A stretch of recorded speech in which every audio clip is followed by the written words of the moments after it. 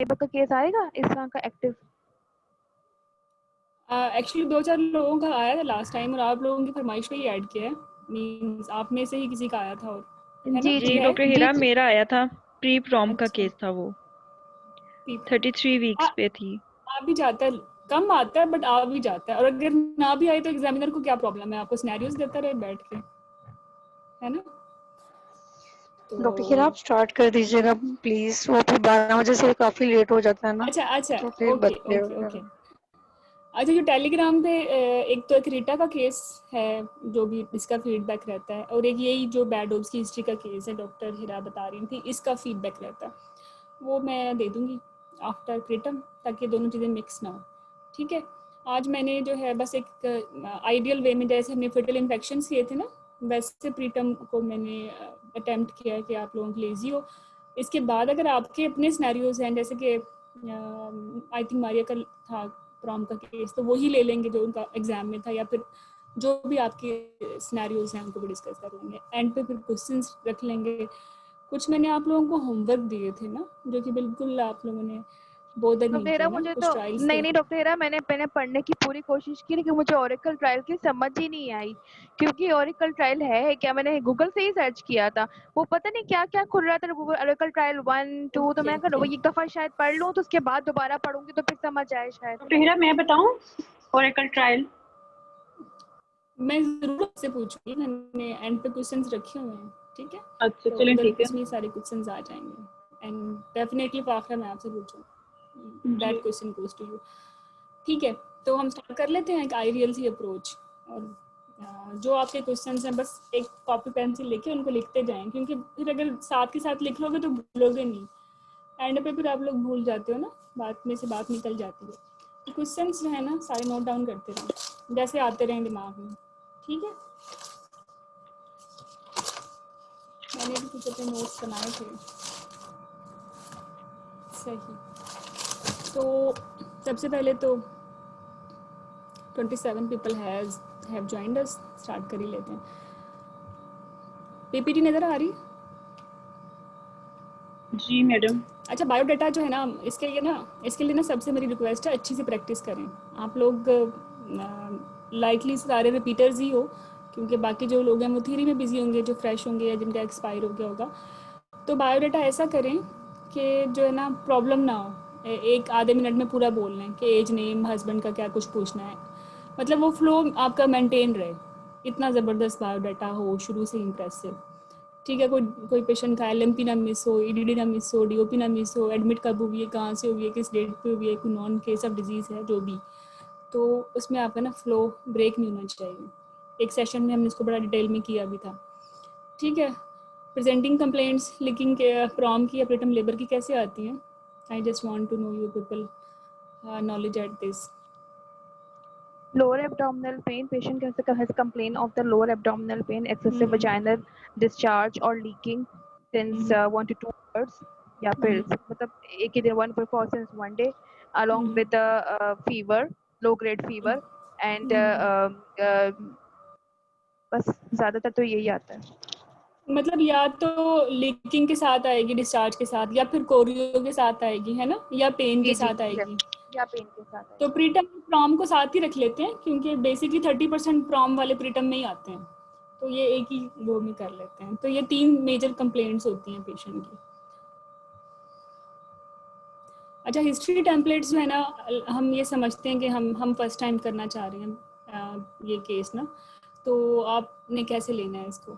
ठीक है, सबसे पहले तो वही कि ऑनसेट कैसे हुआ, सडन हुआ या ग्रेजुअल लीकिंग हुई, प्रोवोक थी, अनप्रोवोक थी। ठीक है, और सेम पेन सडन हुआ, सडन शार्प एकदम से, या फिर ग्रेजुअल हुआ। ठीक है, तो ऑनसेट पे आपने ग्रेजुअल होता है या फिर सडन होता है, और इसके साथ ही आप रख लें कि प्रोवोक था या अनप्रोवोक था। ठीक है, और फर्स्ट एपिसोड या सेकंड एपिसोड, ये 2 बातें जो है ना ऑनसेट की सब हेडिंग में रख लें। ठीक है, ऑब्वियसली ड्यूरेशन क्या होगी, पेन की ड्यूरेशन अगर 1 दिन है या 1 महीना है, तो इससे भी आपको अंदाज़ा हो जाता है कि एक्चुअली प्रीटर्म लेबर है या कोई ब्रैक्सटन हिक्स है या इन्फेक्शन चल रहा है। ठीक है, हाउ सवेयर इट इज़, क्या उसकी क्वालिटी ऑफ लाइफ पे अफेक्ट हुआ है, और साथ में डिफरेंशियल्स आ जाएंगे। ठीक है, डिफरेंशियल्स आगे जाके भी ले लेंगे। तो ये बस पॉइंट्स को हम डिस्कस करेंगे। रिस्क फैक्टर्स, अब आपने ऑनसेट ड्यूरेशन सेवेरिटी देख के जो भी ड्यूटीज थी उनको रूल आउट करके अब आपको लगता है कि नहीं वाकई लीकिंग है ना, तो लीकिंग के रिस्क फैक्टर्स क्या हो सकते हैं, या अगर आपको लगता है कि नहीं प्रीटर्म लेबर में ये पेशेंट, तो प्रीटर्म लेबर के रिस्क फैक्टर्स क्या हो सकते हैं। तो जो फर्स्ट डायग्नोसिस बन जाएगा ना इस पॉइंट तक, उसके बाद आपने उसके रिस्क फैक्टर्स ऐड करने हैं। ठीक है, और फिर उसकी कॉम्प्लिकेशन ऐड करनी है। मान लीजिए कि प्रॉम हो गया, तो प्रॉम की कॉम्प्लिकेशंस क्या होंगी ना, कि अब कोरियो या फीटल कॉम्प्लिकेशंस। फिर उसके लिए ट्रीटमेंट लिया है, वो क्या कुछ ले चुकी है, कोई किसी ने एंटीबायोटिक दी होगी, किसी ने स्टेरॉइड्स दी होंगी, है ना, किसी ने जो है किसी दाई के पास विजिट किया होगा, कोई पीवी हुई होगी, जो कुछ भी हुआ है ना, और उसके बाद उस ट्रीटमेंट के बाद उसको क्या हुआ है, ये आपने पूछना है। तो इस तरह आपका जो फ्लो और आपकी जो सीक्वेंस है वो मेंटेन रहेगा। ठीक है, अच्छा ग्रुप में शायद कुछ लोगों ने ज्वाइन नहीं किया, लेट मी टू चेक।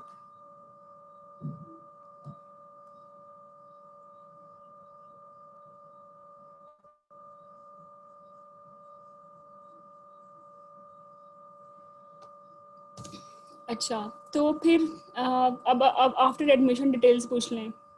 ये मैं कैसे बंद करूं, नोटिफिकेशन।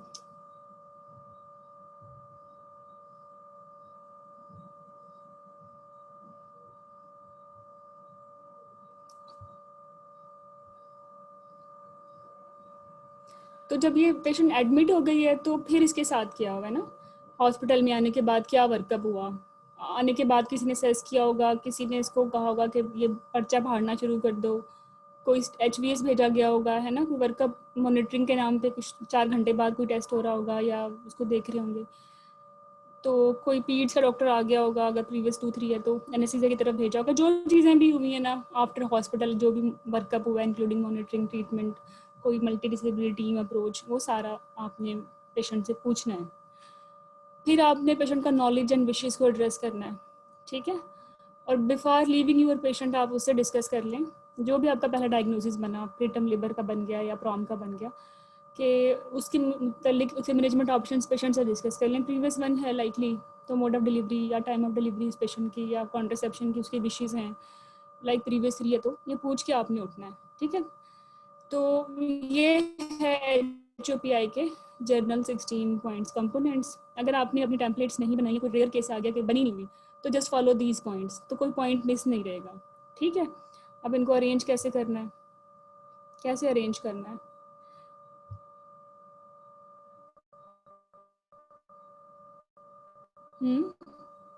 तो यहाँ टिप्स एंड ट्रिक्स ये हैं कि कंप्लीट चेकलिस्ट कर लिया 16 पॉइंट्स की, फिर इन सारी इन्फॉर्मेशन को ना रेलिवेंट प्लेसेस में ऐड करें। ठीक है, और यहाँ आपके जो प्री में टेम्पलेट्स हैं ना, it will save your time. फिक्रे बने हुए होंगे तो प्रॉब्लम नहीं होगी, लेकिन इंडिविजुअल केस जो आपका करंट केस है, जिस की आप हिस्ट्री ले रहे हो ना, उसके मुताबिक अपनी टेम्पलेट्स को, प्री में टेम्पलेट्स को मॉडिफाई करना है।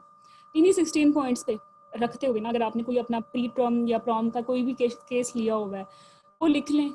ठीक है, इसी ऑर्डर के अंदर, और उसको 2-3 दफ़ा पढ़ लें, तो एग्ज़ाम में आपको लगेगा कि ये काम आप पहले कर चुके हो।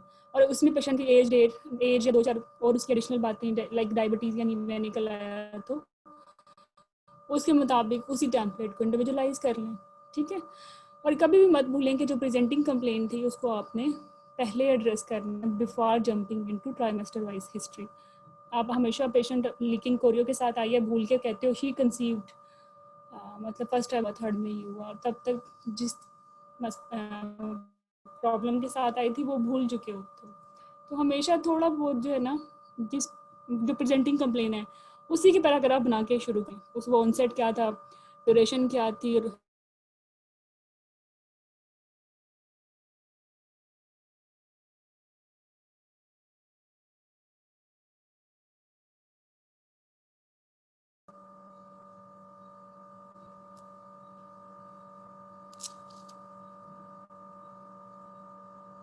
हेलो जी डॉक्टर हीरा, आवाज आ रही है आपकी? Okay okay okay.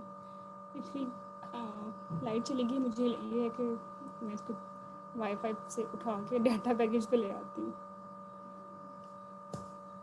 ठीक है, तो स्पेसिफिक जो पॉइंट्स होंगे जनरल फिजिकल एग्जामिनेशन के, अपार्ट फ्रॉम दिस कि आपने पेशेंट को थॉरोली एग्जामिन कर लिया है, तो जैसे ही आप पेशेंट बोले ना कि मुझे पानी की कंप्लेंट के साथ आई हूँ, उसी वक्त प्रेजेंटिंग कंप्लेंट सुनते ही एक स्टेराइल पैड निकालें बैग से, उसको दे दें।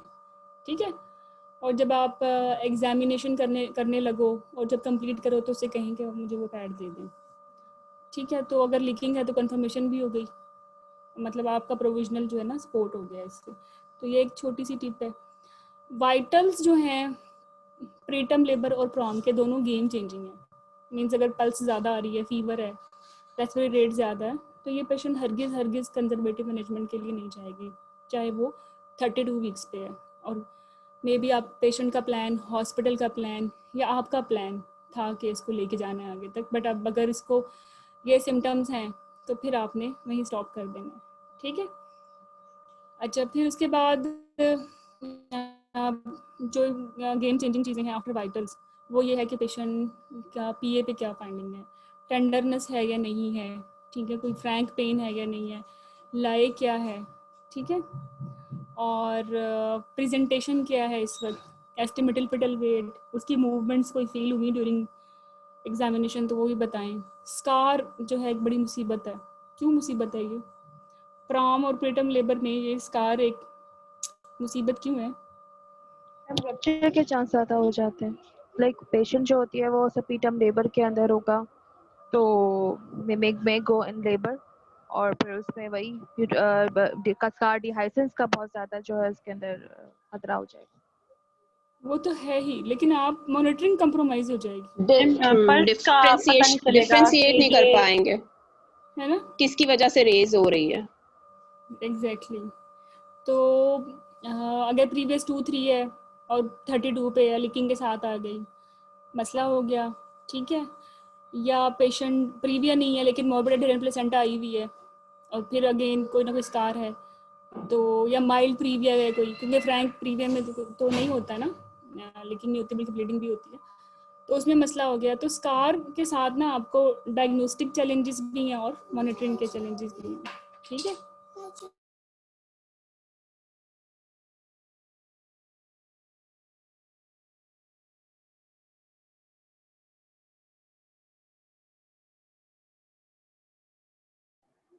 एक मिनट जस्ट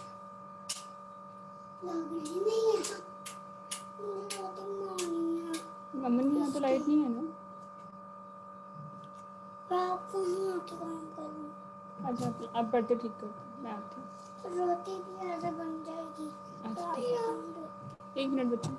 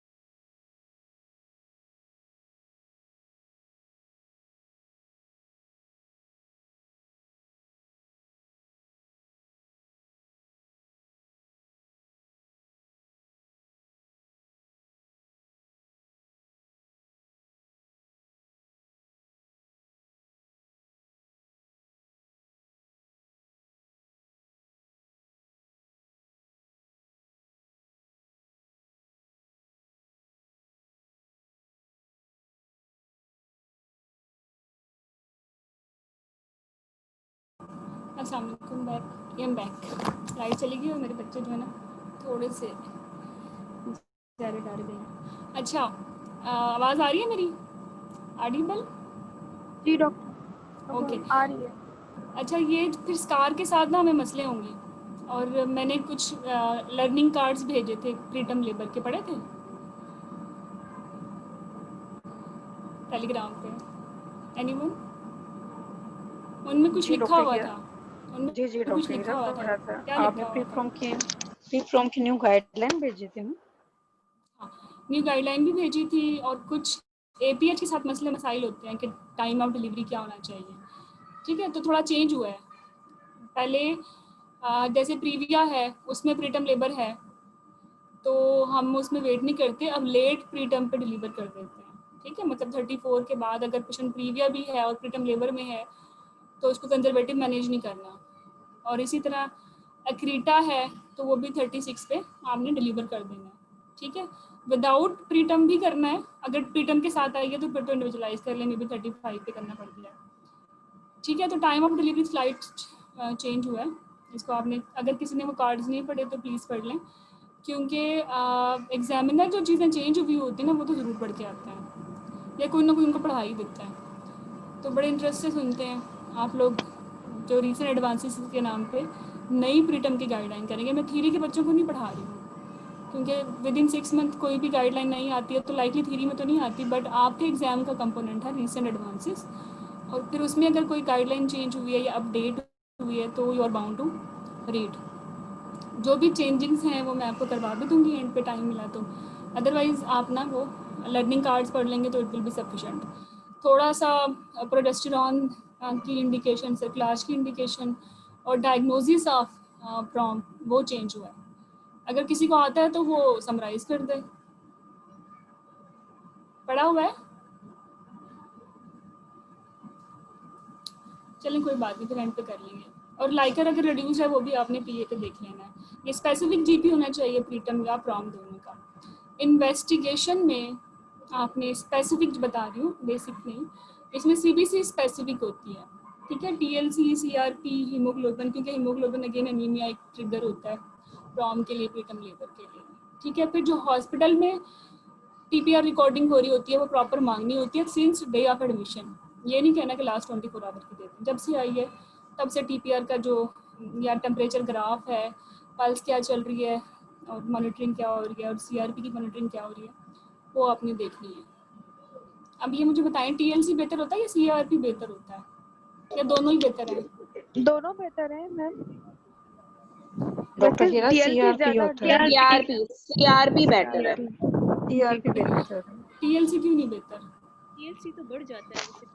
वैसी मैम वैसे भी बढ़ प्रेगनेंसी जाता है, इन्फेक्शन होता है और थोड़ा सा इन्फ्लेमेटरी चेंजेस हो जाती हैं तो उसकी वजह से। वैसे CRP slide sensitive, but TLC भी कोई प्रॉब्लम नहीं है। TLC तो आपको एक बेस लाइन मिल गया है ना, अगर बढ़ भी गया है तो बेस लाइन मिल गया है ना आपको, उसके बाद आप ट्रेंड देख लें।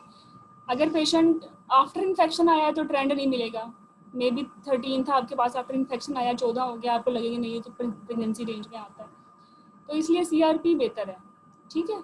हाँ अगर TLC आपके पास आया था, शुरू में ही पेशेंट आ गई है, फीवर वगैरह नहीं हुआ, कुछ नहीं हुआ और बेस लाइन पे था, उसके बाद वो ट्रेंड चेंज हुआ है तो ठीक है, लेकिन अलोन ना CRP बेहतर है ना TLC, आपने उसको क्लिनिकल बैकग्राउंड में भी देखना है, ठीक है।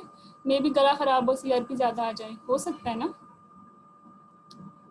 तो मैम दोनों मांगेंगे, मतलब अकेले इस नहीं पे CRP मांग CRP अगर मोस्ट स्पेसिफिकली कहें तो हम CRP बोलें। CRP क्योंकि TLC प्रेगनेंसी में ऑलरेडी ज़्यादा होता है और पेशेंट लीकिंग के बाद आपके पास आई है, लीकिंग आपके पास नहीं हुई, ठीक है। अगर उस पेशेंट का बेस लाइन 12 था, लीकिंग के बाद वो उसका 14 हो गया, आपने करवाया तो 14 है, अब आपको नहीं पता ना कि रेस कब हुआ है, बट CRP को तो आपको पता है ना कि रेस कब हुआ है, नॉर्मल था पॉजिटिव हो गया, यही होगा ना। तो TLC प्रेगनेंसी में चूँकि वैसे ही बाइस्ड हो जाता है तो CRP बेहतर होता है, लेकिन अगर आप TLC भी करवा रहे हो, ठीक है, तो आपने उसको भी क्लिनिकल बैकग्राउंड पे देखना है, CRP करा रहे हो उसको भी क्लिनिकल बैकग्राउंड पे देखना है। डॉक्टर हिरा ये प्रेगनेंसी में TLC जो है हम 18,000 तक नॉर्मल लेते हैं। 15 तक है, 18 शायद इसकी अपर लिमिट।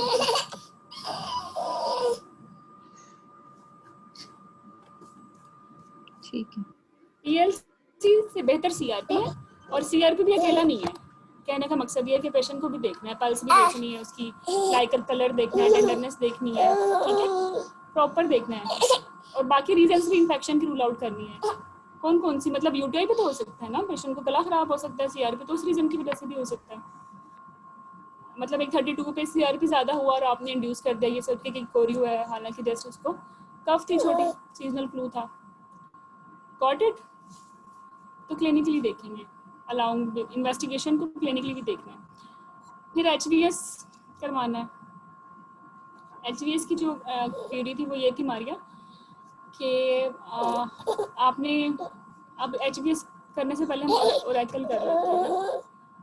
ओरेकल 1 2 3 कौन बताएगा? 1 क्या था? PPROM की जो पेशेंट्स हैं उसमें एंटीबायोटिक प्रोफाइलेक्सिस रिकमेंडेड है, और जो ऑरिकल 2 है उसमें अगर मेम्ब्रेन्स इंटैक्ट है और प्रीटर्म लेबर है तो फिर नहीं देने। और ऑरिकल 3 में ये है कि जिनको जो प्रीटर्म लेबर के पेशेंट्स होते हैं लेकिन उसमें मेम्ब्रेन्स इंटैक्ट होता है, जिन बेबीज़ ने रिसीव की होती हैं एंटीबायोटिक्स, तो at the age of 7 years जब उनको फॉलो किया गया तो उनमें सेरेब्रल पाल्सी का चांस ज़्यादा था। ये ऑरिकल 3 है। ठीक है, सही है, आपने ठीक बताया है। अब ओरेकल 1 में था कि आपने एंटीबायोटिक देनी है ना, एरिथ्रोमाइसिन दें 7 to 10 जी डेज जी। के लिए 250 QID, और इससे न्यूनेटल आउटकम भी बेहतर होता है, ठीक है। लेकिन ये लीकिंग में देनी है। और ओरेकल 2 था कि प्रीटर्म लेबर है, लीकिंग नहीं है, मतलब मेम्ब्रेन्स इंटैक्ट है तो नहीं देनी इंटैक्ट। अनटिल अनलेस पेशेंट को इन्फेक्शन नहीं है। प्रीटर्म लेबर की 50% कास इन्फेक्शन होती है। अगर इन्फेक्शन रूल आउट हो गया है तो आपने आइसोलेटेड प्रीटर्म लेबर के लिए इंटैक्ट मेम्ब्रेन में एंटीबायोटिक नहीं देनी, ठीक है। और 3 ये था कि जिनको मिल गई थी फजूल में, तो वो बच्चे जो थे वो उनमें उनके साइड इफेक्ट्स आए थे, वो 7 ईयर्स के बाद उनमें CP की टेंडेंसी ज़्यादा थी, मतलब सेरेब्रल पाल्सी की। अच्छा, अगर पेशेंट में इन्फेक्शन है, मान लीजिए कि लीकिंग के साथ हमने देनी है ना, और आपने एंटीबायोटिक दी और सेटल नहीं हुई, अब उसकी एंटीबायोटिक कैसे चेंज करोगे? और प्रीटर्म लेबर में आ गई है और GBS प्रोफाइलेक्सिस इंडिकेटेड है, ठीक है, और वो एंटीबायोटिक से रिस्पांस नहीं हो रहा, फीवर सेटल नहीं हो रहा, चलो कोरिया में चली गई है और एंटीबायोटिक भी रिस्पांस नहीं हो रहा, तो क्या करोगे? अब क्या करोगे? HVS। तो HVS किया हुआ होता तो पता चल जाता ना कौन सी एंटीबायोटिक सेंसिटिव है, कौन सी नहीं है। Got it? तो डॉक्टर हेरा, इसका मतलब है HVS तो कोई 2-3 दिन बाद उसकी रिपोर्ट आती है, तो अगर पेशेंट अब हमारे पास आई है तो हम उसको एम्पेरिकली एरिथ्रोमाइसिन पे डालें, और जब HVS की रिपोर्ट आ जाए तो कल्चर भेज दो, एंटीबायोटिक स्टार्ट कर दो। अगर कल्चर पे वही एंटीबायोटिक आ गई है जो आप दे रहे हो तो बैलेंस दो, अगर वो उससे सेंसिटिव ही नहीं है तो चेंज कर दो, यही होता है ना। डॉक्टर हीरा, ये HVS कब तक ले सकते हैं? मींस कि प्रीप्रोम कितने आवर्स का हो जाए तो हम ले सकते हैं, रिलायबल है? आपके पास आपने एंटीबायोटिक नहीं दी हुई ना, और आपके पास जब भी आ गई है लीकिंग के साथ तो आप ले सकते हो। और लेना जब भी कैसे होता है? अच्छा। लेना कैसे होता है? डॉक्टर हीरा, ये तो वो स्पेकुलम डाल के पोस्टीरियर जनरल फोर्निक से लेना होता है ना? पोस्टीरियर से या एंटीरियर से? डॉक्टर हीरा, पोस्टीरियर आई से, थिंक सब पोस्टीरियर पोस्टीरियर से लेते हैं। ओके, ठीक है, you are right. Why posterior? आगे वाला तो बहुत ही शैलो होता है ना। मैम पोस्टीरियर आसान हो जाता है, कूलिंग होती है ना, easy dependent to part take. जी जी, वो पोस्टीरियर इजी थोड़ा टू टेक, शैलो। कूलिंग होती है हाँ उधर जी। ही, मतलब मैक्सिमम आपको वहीं से अच्छा मिल डॉक्टर जाएंगे। हीरा, मतलब लेकिन HVS एक हम कंडीशन ये है कि कहें, इसमें एंटीरियर से लेना। डॉक्टर हीरा हम एग्जाम में ये कहें कि आई HVS जनरल स्वैब में अवेलेबल। पोस्टीरियर फॉर्निक से लेना है, बट एक कंडीशन ऐसे जिसमें एंटीरियर से लेते हैं,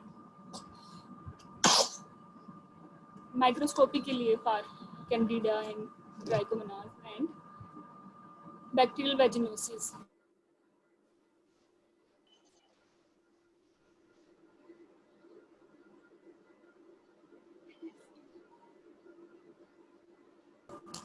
फिफ्थ इन्वेस्टिगेशन है वो ये है कि ड्रग शीट क्या है। ड्रग शीट आपने मांगनी है कि मेरी पेशेंट को स्टेरॉइड लगे या नहीं लगे, यू नीड टू कंफर्म, ताकि आप अपनी मैनेजमेंट में ऐड करें। एंटीबायोटिक्स चली भी है या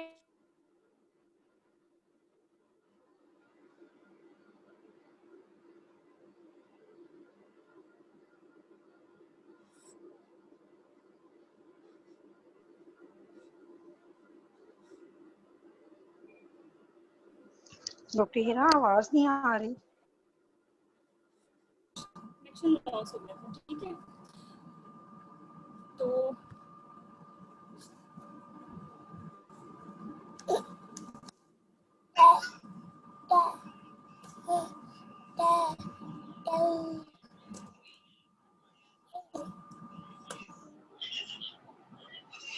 डॉक्टर इसके हीरा बाद फिर ये आपने पीड्स काल में कोई रिव्यू है तो वो मांग लें, डेटिंग स्कैन भी मांगे, नॉर्मली भी मांगे, रीसेंट स्कैन मांगे। रीसेंट स्कैन और बाकी क्या देखते हो रिजल्ट?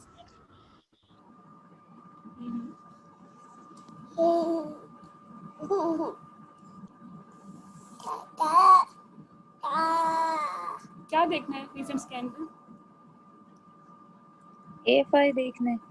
लाइकर वॉल्यूम, जी जी, well-being and lighter volume. Liquor volume, क्या एक्सपेक्ट कर रहे हो? क्या Lighter एक्सपेक्ट कर volume रहे हो? or fetal well-being. अगर मैं कहूँ कि डिक्रीज है तो will it affect your management? Ma'am lie देखेंगे, Yes, ma'am. मैम लाई देखेंगे, प्रेजेंटेशन देखेंगे, उसके फिटल हार्ट साउंड को कंफर्म करेंगे, प्लेसेंटा लोकलाइजेशन देखेंगे, अमाउंट ऑफ लाइकर देखेंगे। इसके अलावा हम उसकी बीपीडी, फीमर लेंथ और एब्डोमिनल सर्कमफ्रेंस, फिटल वेट सारा कुछ देखेंगे उसके ऊपर। लेकिन मैं लाइकर की बात पूछ रही हूँ। अगर मैं ये कह रही हूँ कि लाइकर उसका रिड्यूस है तो how it will affect your management, और नेक्स्ट चीज़ क्या देखनी है जो कि आपकी मैनेजमेंट चेंज करने वाली है? First speculum examination parameters, no, biometer, parameters, biometer, biometer, IUDR rule out करो। ठीक है, क्योंकि बाज़ जो इनसफिशिएंसी होती है ना, नेचर की तरफ से प्रीटर्म लेबर डेवलप कर लेते हैं ना, क्योंकि नेचर चाहती है कि बच्चा बाहर आए अगर वो अंदर सही नहीं है, प्लेसेंटा वर्किंग नॉट वेल। और ये पेशेंट आपके पास से पहली दफ़ा आई है ना, आपको नहीं पता क्या था इसका, क्या कुछ नहीं था। ठीक है, मान लीजिए डेटिंग भी नहीं मिला, एनॉमली भी नहीं मिला, तो फिर रिसेंट स्कैन आपका हेल्प कर सकता है। आप उसको उसकी डेट से साथ कोरिलेट करें। अगर बायोमेट्री भी कम है और लाइकर भी कम है तो फिर आपने बेनिफिट ऑफ डाउट देना है पेशेंट को ना, डाउट में करवाना है इसका। ठीक है, कंजर्वेटिव मैनेजमेंट यूजली तो हम, अगर इन्फेक्शन नहीं है प्रीटर्म लेबर में, तो हमने कंजर्वेटिव मैनेजमेंट करनी है ना, या लीकिंग में कंजर्वेटिव मैनेजमेंट करनी है, टोकोलिसिस करनी है। ठीक है, तो टोकोलिसिस भी डिपेंड करेगा अगेन पेशेंट की बायोमेट्री क्या है, डोपलर क्या है।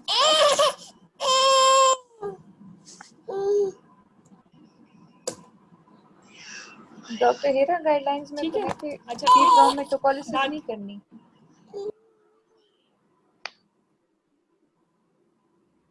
क्यों नहीं करनी? कब नहीं करनी? तो जब इन्फेक्शन हो फिर नहीं Indication क्या करते होते। tuberculosis की? देखिए, आपने स्टेरॉइड देना है, आपने स्टेरॉइड के लिए टाइम तो लेना है ना, अगर इन्फेक्शन लेना है 48 आवर्स के लिए, 48 आवर्स के स्टीरॉइड कवर देने के लिए।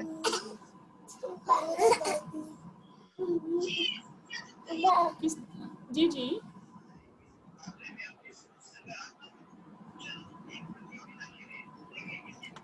एनीवन हु विल कमेंट के हमें क्या करना चाहिए, लीकिंग में टोकोलिसिस करनी चाहिए?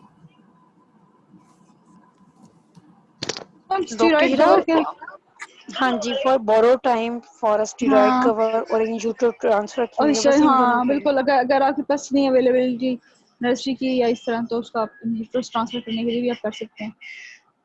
एक्सक्यूज मी डॉक्टर, हाँ सही कह रही हैं, आपको देनी है, लीकिंग है लेकिन इन्फेक्शन नहीं है, जी, और आपने नहीं है। स्टेरॉइड देना है और पेशेंट जो है उसको देंगे। लेकिन अगर ये पेशेंट प्रॉम के साथ प्रीटर्म लेबर में है ना, फिर नहीं देंगे। इसकी क्या वजह? प्रॉम में अगर प्रीटर्म लेबर भी हो गया तो फिर क्यों नहीं हमने टोकोलिसिस करनी? स्टीरॉइड्स खुद ही रिलीज हो जाएंगे लेबर के साथ। देखो, प्रॉम में प्रीटर्म लेबर तभी होगा ना जब इन्फेक्शन होगा, लेबर में क्यों जाएगा प्रॉम? तो डॉक्टर हीरा, अगर प्रोम में प्रीटर्म ही नहीं है तो हम उसको टोकोलिसिस क्यों देंगे? वो तो हम तभी देते हैं ना जब प्रीटर्म में पेशेंट होगा, या पेशेंट अगर बस प्रीटर्म के साथ आए तो हम उसको टोकोलिसिस कर देंगे, मतलब पेन्स के बगैर भी होगा तो। नहीं करनी है ना, देखिए कॉम्बिनेशन में आ रहा है ना पेशेंट। अगर आपके पास प्रीटर्म लेबर है, लीकिंग नहीं होगी, ठीक है, टोकोलिसिस करेंगे, क्योंकि यहाँ जो है हमने स्टेरॉइड के लिए बाइट करना है। लीकिंग के बैकग्राउंड में अगर प्रीटर्म लेबर होती है ना, तो ये साइन ऑफ इन्फेक्शन होता है। ठीक है, इसमें आपने टोकोलिसिस नहीं करनी। नहीं डॉक्टर हीरा, अगर सिर्फ पेशेंट प्री प्रॉम के साथ आया है, सिर्फ प्री प्रॉम के साथ, अभी लेबर उसकी एस्टेब्लिश नहीं है, स्टेरॉइड देना है, फिर तो स्टीरॉइड देंगे ना जी, फिर तो देंगे। टोकोलिसिस की रीजन ही नहीं है। टोकोलिसिस तो नहीं देंगे ना? नहीं, टोकोलिटिक्स नहीं देना। सॉरी, मुझे लगा मैंने शायद आपका क्वेश्चन सही से सुना नहीं था। ठीक है, they both are different.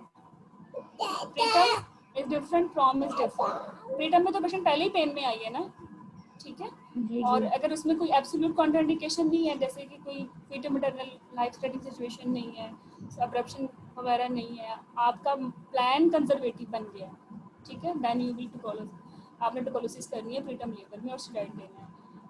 P prom में सिर्फ स्टेरॉइड देना है। जी जी डॉक्टर हिरा, यही मैं कह रही थी, गाइडलाइंस में आप ठीक के लिए कह रिकमेंडेड रहे नहीं थे, है। आप मतलब ठीक कह प्री रहे टर्म विद इंटैक्ट मेम्ब्रेन है तो एटोकोलिसिस देंगे और रप्चर मेम्ब्रेन है तो नहीं देंगे। थे।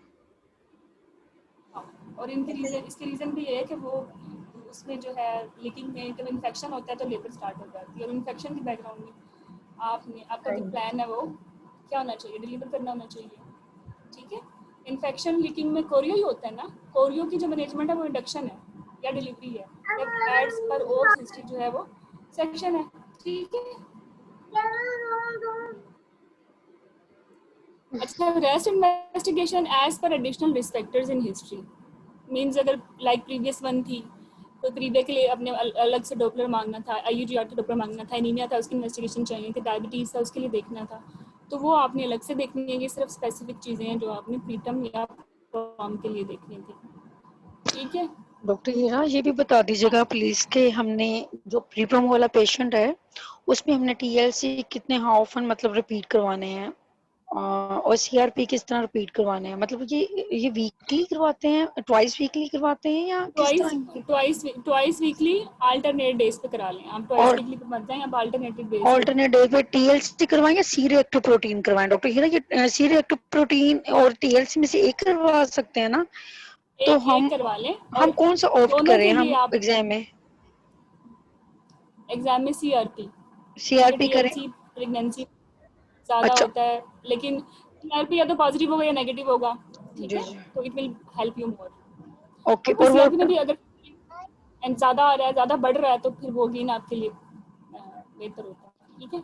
और वो भी हम अल्टरनेट डेज पे सिर्फ रिपीट करना? पॉजिटिव नेगेटिव है तो उससे ट्रेंड तो पता नहीं चलेगा, सीआरपी के नहीं लिए नहीं, फिर हमें जो क्वांटिफिकेशन भी एग्जैक्ट होती है, वैल्यू, ओनली हाँ पॉजिटिव जी वैल्यूज भी होती हैं, पॉजिटिव कब ठीक होता है, है। 10 होता है, अगर डबल पॉजिटिव हो जाए तो फिर वो 50 होता है शायद। अच्छा तो फिर ये हम फिर तो प्लीज वैल्यूज हॉस्पिटल्स बता में दें। टीएलसी कराते थे क्योंकि सीआरपी नहीं होता था, तो हम कराते थे। आपको जो मुनासिब लगे ना, आपने मुझसे पूछा अच्छा कौन सा, हम सीआरपी कराते हैं, हमारे यहाँ होता है, क्योंकि टीएलसी में थोड़े से इश्यूज हैं, बेस लाइन पकड़ना मुश्किल है, सीआरपी में मुश्किल नहीं है, प्रेगनेंसी से चेंज भी नहीं होता, ठीक है। तो हीरा, अब अगर जितना हमारे नहीं होता हॉस्पिटल में सीआरपी होता, टीएलसी हम करवाते हैं ऑल्टरनेट डेज पे, तो फिर हम एग्जाम में मांगेंगे वो चीज जो हम मतलब नहीं करवाते सीआरपी जैसे। ले आपको पता तो नहीं चाहिए, सीआरपी कोई हाई फाई इन्वेस्टिगेशन तो नहीं है। आप एग्जामिनर को, मतलब ये तो छोटी सी बात है ना, सीआरपी आपके हॉस्पिटल में नहीं होता मींस, लेकिन ऐसी महंगी इन्वेस्टिगेशन तो नहीं है कि बहुत हाई फाई लैब चाहिए, वो नहीं करते, तो उनका अपना एक इंडिविजुअल सेटअप खराब होगा, किसी को करना नहीं आते, कोई वर्कर छुट्टी पे होगा, तो आप अपना प्रोटोकॉल चेंज तो नहीं कर लेंगे ना। मैडम फिर उसको सीआरपी को रिपीट कैसे करवाना होता है? 48 अल्टरनेट आवर्स डेज में पे, फॉलो। अल्टरनेट डेज पे करा लें, 48 आवर पे करा लें, ठीक है।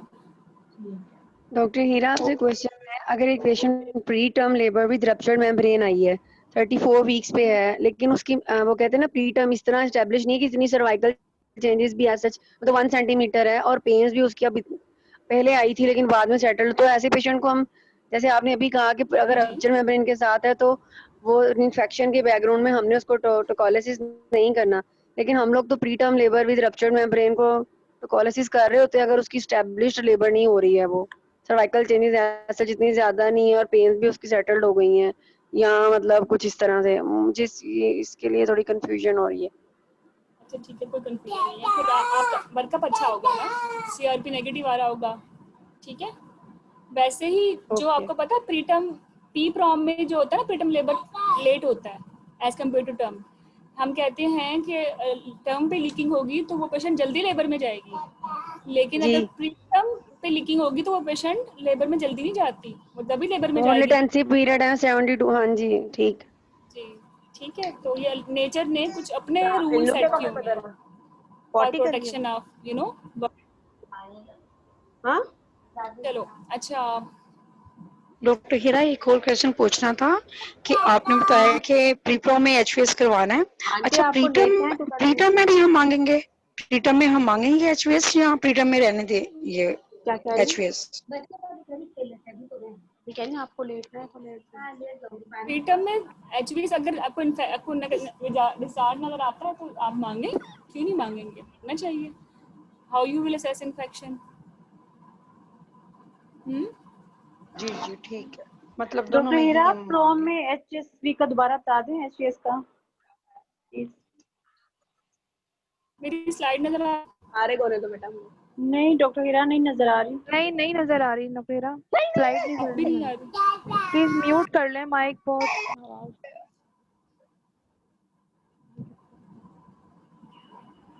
फिर क्या नजर आ रहा है? नफेरा कुछ भी नजर नहीं आ रहा, ब्लैक ब्लैक स्क्रीन नजर आ रही कब से नजर नहीं आ रही? है। इन्वेस्टिगेशन के बाद से। काफी देर से मेरा नजर नहीं आ रही। जी जी, इन्वेस्टिगेशन के बाद से नजर नहीं आ रही। अब आ रही है? नहीं, मैम अब जी आ रही है, मैम अब आ रही है, अब आ रही है डिफरेंशियल। आ गई।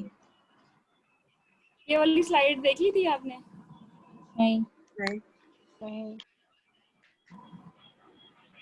अब आ रही? जी मैडम। अच्छा, ये स्लाइड देख ली थी ना आपने? इसके बाद वाली स्लाइड ना ये है, प्रीटर्म लेबर के डिफरेंशियल्स हैं। ठीक है, सबसे पहले मोस्ट कॉमन चीजें मोस्ट पहले आएंगी, बैक्स्टन हिक्स होगी, ठीक है, वरना फिर अब्रप्शन में पेन होता है, यूटीआई में पेन हो सकता है, जीआईटी काजिज में हो सकता है, फाइब्राइड ओवेरियन काजिज हो सकते हैं, डिप्रेशन आ सकती है। ठीक है, ये डिफरेंशियल्स हैं, ये रिस्क फैक्टर्स नहीं है। रिस्क फैक्टर्स में फिर क्या आएगा प्रीटर्म लेबर में? इन्फेक्शन पे कोई इन्फेक्शंस, अनीमिया और sign over distension, multiple diabetes, period भी हो सकता है। Multiple gestation. प्रीवियस माइग्रेन हो हिस्ट्री, सकती है, पोलियो हो सकती है, डायबिटीज, इन्फेक्शन हो सकता है, हाइपरटेंशन।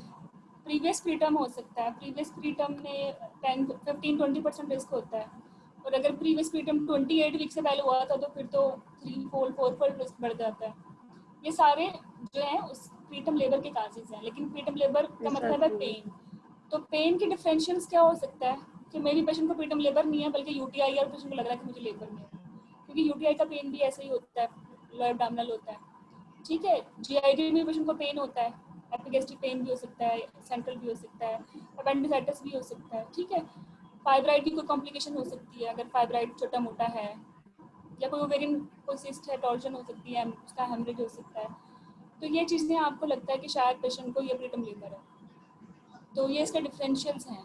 हाँ, ये अलग बात कि यूटीआई कॉम्प्लिकेट हो जाए तो प्रीटर्म लेबर कर सकता है, तो वो फिर सेकंड रूट होगा। इसमें क्लियर हो? नीचे गिरा था लेकिन टूटा नहीं, बहुत जोर से गिरा था। ठीक है, प्रीटर्म लेबर के डिफरेंशियल्स डिफरेंट है, काजेस डिफरेंट है। अच्छा, प्रॉम की भी जो सबसे मोस्ट इम्पोर्टेंट, एक तो लीकिंग हो गई, फिर डिस्चार्ज हो सकता है पेशेंट को कोई बहुत हैवी, ठीक है, या उसको यूरिन इनकॉन्टिनेंस हो सकती है, या उसको कोई वीवीएफ हो सकता है, या रेक्टल वेनल फिस्टुला हो सकता है। ठीक है, तो आपने अपने जो टेम्पलेट बनानी है ना उसमें ये चीज़ें भी ऐड करनी है। ठीक है, ठीक है डॉक्टर, ठीक है। और मैनेजमेंट प्लान एज यूजुअल, सबसे पहले तो एक्सप्लेन करें, वर्कअप कंप्लीट करा लें। एग्जामिनर ने आपको डेटिंग स्कैन नहीं दिया था, ठीक है, आपके लिए इम्पोर्टेंट है क्योंकि टाइम ऑफ डिलीवरी कंफर्मेशन करना कि कब डिलीवर करना है। रिसेंट स्कैन नहीं मिला जो लाइकली नहीं मिलता, ठीक है। और इसके बाद आपने एक्सप्लेन एंड काउंसल करना है पेशेंट को about diagnosis, about feto maternal risk, about admission details कि अगर एडमिट नहीं है या एडमिट है तो how much time she should have been admitted. वैसे लीकिंग में क्या प्रोटोकॉल है, एडमिशन बनता है या नहीं बनता? मैम लीकिंग में बनता है, क्यों नहीं बनता है, क्यों नहीं 72 बनता आवर्स मैम? के लिए मैम एडमिशन हम करेंगे ना? 72 आवर के बाद कौन सा क्राइटेरिया घर भेजने का? अगर वो एफेब्राइल है, साइंस और सिम्टम्स ऑफ कोरियो नहीं है, फीटल हार्ट्स उसके बिल्कुल ठीक ठाक हैं, और घर उसका 10-20 मिनट्स के ड्राइव पे है, और शी मतलब उसको हम वो समझ सकती है, हम जो उसको समझा दे कि in case of science and symptoms of chorio या डिक्रीज फीटल मूवमेंट्स या पेन या ब्लीडिंग के कुछ भी हो तो उसने फौरन हॉस्पिटल आना है। ये सब कुछ करके फिर हम होम में मतलब होम पेशेंट डिस्चार्ज कर रीजनेबली सकते हैं। एजुकेटेड हो, कॉमन सेंस हो, एजुकेटेड हो ना, टेम्परेचर चेक करना आता हो उसको एटलीस्ट। ठीक है, अगर नहीं आता ना उसको टेम्परेचर चेक करना, या आपको लगता है मेंटली इतनी अलर्ट नहीं है, तो फिर आप इवन अगर कंफर्टेबल जी भी है, उसको कोरियो भी नहीं है, तब भी नहीं जी भेजना, जी क्योंकि उसको पता ही नहीं चलेगा कि वो कोरियो में है, और ये ना हो कि बच्चा भी जाए और खुद भी सेप्सिस के साथ आए। ठीक है, जी जी। वैसे मोस्ट कॉमन ऑर्गेनिज्म कौन से होते हैं कोरियो के? Group A group A gas जो है, group A beta hemolytic streptococci, E coli. नहीं नहीं, GBS जीबीएस तो नॉर्मल फ्लोरा है, ग्रुप बी वो क्यों करेगा? नहीं, group A beta hemolytic streptococci. Group A तो सेप्सिस में जाके कॉमन ग्रुप होता है, ये तो नहीं होगा। ग्रुप बी बैक्टीरियल वेजिनोसिस होगा। बीवी है बीवी। नहीं, बैक्टीरियल ई कोलाई। वेजिनोसिस, हाँ बैक्टीरियल वेजिनोसिस मैम हो सकता बैक्टीरियल वेजिनोसिस बीवी होगा, सबसे बीवी है। है, कॉमनेस्ट बैक्टीरियल ये है। वेजिनोसिस कॉमनेस्ट है। इसमें कौन कौन से होते जी हैं? माइकोप्लाज्मा, यूरिप्लाज्मा, ठीक है, यूरोप्लाज्मा। यही मोस्ट कॉमन होते हैं। ठीक है, दैट्स वाई जो आपने इधर कल्चर कौन लिया से था, होते हैं प्लीज बता दें दोबारा से। ये वाले यूरिप्लाज्मा, यूरिलेटिकम, माइकोप्लाज्मास, ये जो इम्बैलेंस हो जाते हैं ना, ठीक है अच्छे ठीक है। फ्लोरा कम हो जाते हैं और वो जो कम थे वो ज़्यादा हो जाते हैं। ठीक है, तो वो कोरियो करा देते हैं। ये डिफरेंट है उससे जो आप सेप्सिस कहते हो। सेप्सिस में तो मोस्ट कॉमन कौन सा होता है? गैस होता है ना, और फीटल के लिए जीबीएस होता है। गैस गैस ठीक है, जीबीएस। हाँ बच्चे के जी बी से बेबी, कोरियो बी से जीबीएस। में हाँ, बी से बेबी, बी से जीबीएस, लेकिन कोरियो में ये डिफरेंट है। ये बैक्टीरियल वेजिनोसिस ने जो अनबैलेंस सिचुएशंस क्रिएट की थी ना, ये वो वाले सारे ऑर्गेनिजम्स हैं जो पावर पकड़ गए हैं एंड दे काज कोरियो। ठीक है, अच्छा, फिर आपने मल्टीडिसिप्लिनरी टीम की बात करनी है कि बच्चा छोटा है, पीड्स को इन्वॉल्व करूँगी, पहले 2 सिजेरियन होगी, एनेस्थीसिया वाले को देखूंगी, ग्रेटा चलो यूरेटर के लिए, और सर्जन जो चीज़ें आपको मुनासिब लगे। डाइट अच्छी नहीं है, न्यूट्रिशनिस्ट आ गया, डायबिटीज़ के साथ भी देखते हो। जी मैम जो रिकरेंट प्रीटर्म लेबर या प्रॉम के साथ पेशेंट प्रेजेंट करते हैं, तो उसमें मोस्ट कॉमन जैसे वैसे तो ये कि इन्फेक्शन बैक्टीरियल वेजिनोसिस करा रहा है, तो उसमें क्या रीजन हो सकता है? क्योंकि बहुत सारे पेशेंट होते हैं कि बार बार प्रॉम के साथ 32 35 वीक पे 33 वीक पे भी आपको क्या प्रेजेंट कर रहे लगता होते है, हैं। आपको क्या लगता है क्या रीजन होती है इनमें? जब उनमें देखते हैं इन्फेक्शन तो नहीं होता है सच ना। मैम ज्यादातर तो यूटीआई यूटीआई के साथ आता है। ये हाँ यूटीआई यूटीआई होता है, हाँ नहीं, यूटीआई होता है, और दूसरा ये कि जो एनीमिया के साथ भी होते हैं पेशेंट। जो रिकरेंट आते हैं ना, उनमें यूटीआई नहीं होता, वो सप्रोटिक कराएगा ना, एनीमिया भी सप्रोटिक कराएगा। जो सर्वाइकल इनकम्पिटेंसी है ना, ये मैम रिकरेंट ये मैं कराएगा। सोच रही थी, लेकिन उसमें प्रेजेंटेशन वैसी नहीं होती है जिस तरह से। लेकिन उसमें तो फिर पेनलेस। हाँ उसमें जी नो, उसमें अगर सर्विस अच्छी नहीं है तो it will not hold infection will ascend. Infection ascend कर जाएगा तो मेम्ब्रेन्स वीक हो जाएंगी, वो रप्चर होती रहेंगी बार बार। ठीक है, सही, ठीक ठीक सर्वाइकल फैक्टर्स काज होते हैं रिकरेंस मिसकैरेज, रिकरेंट मैम फिर इस और वो पेशेंट भी की उसमें मैनेजमेंट हम 50% इन्फेक्शन। हाँ, तो मैम इसमें फिर हम जो इसकी मैनेजमेंट है वो उसी तरह से करेंगे जैसे सर्वाइकल इनकॉम्पिटेंस के लिए हम सारा वर्कअप और वो सब कुछ करके फिर उसको करेंगे नेक्स्ट प्रेगनेंसी में नेक्स्ट प्रेगनेंसी के लिए। जी नेक्स्ट प्रेगनेंसी, हाँ वो हम बात करेंगे उसमें हम ठीक है। जी अच्छा, फिर अगर पेशेंट को जो भी इमीडिएट रिस्क है, ठीक है, मान लीजिए वॉमिटिंग के साथ भी आई थी, वो एंटीमेटिक देनी है, तो इमीडिएट रिस्क जो भी था ना उसको एड्रेस करते हैं। जो भी था, नॉन स्पेसिफिक था, एयर एक्ट था, गला था, खांसी खराब थी, व्हाटएवर। उसके बाद हमने जब वो स्टेबल हो गई है, ठीक है, तो एम ऑफ ट्रीटमेंट बताएं। मेरा एम ऑफ ट्रीटमेंट ये है कि मैं इसको सेफली टर्म तक लेके जाऊं विदाउट कंप्रोमाइजिंग हर फीटस, हर सेल्फ, ठीक है। और to achieve that aim, to achieve that goal, I will plan a management.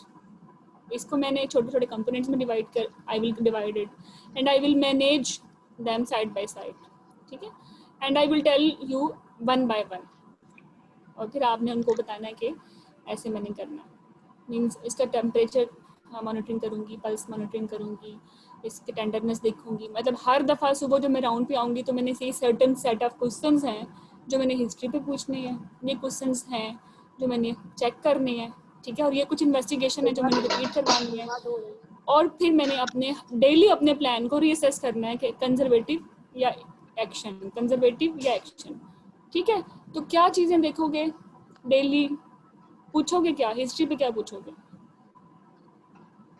Patient से हम लोअर एब्डोमिनल पेन के बारे में पूछेंगे और फीवर के बारे में मतलब उसको पूछेंगे। लोअर एब्डोमिनल टेंडरनेस वो तो हमारी एग्जामिनेशन फाइंडिंग है, और कितना जो उसको पैड अप्लाई किया है, कितनी दफा सोक किया है उसने कल से। जैसे अगर हम नेक्स्ट डे पे हम राउंड पे आए, आपका नाम आ रहा है गैलेक्सी A10, तो मैं आपको क्या मुखातिब करूं?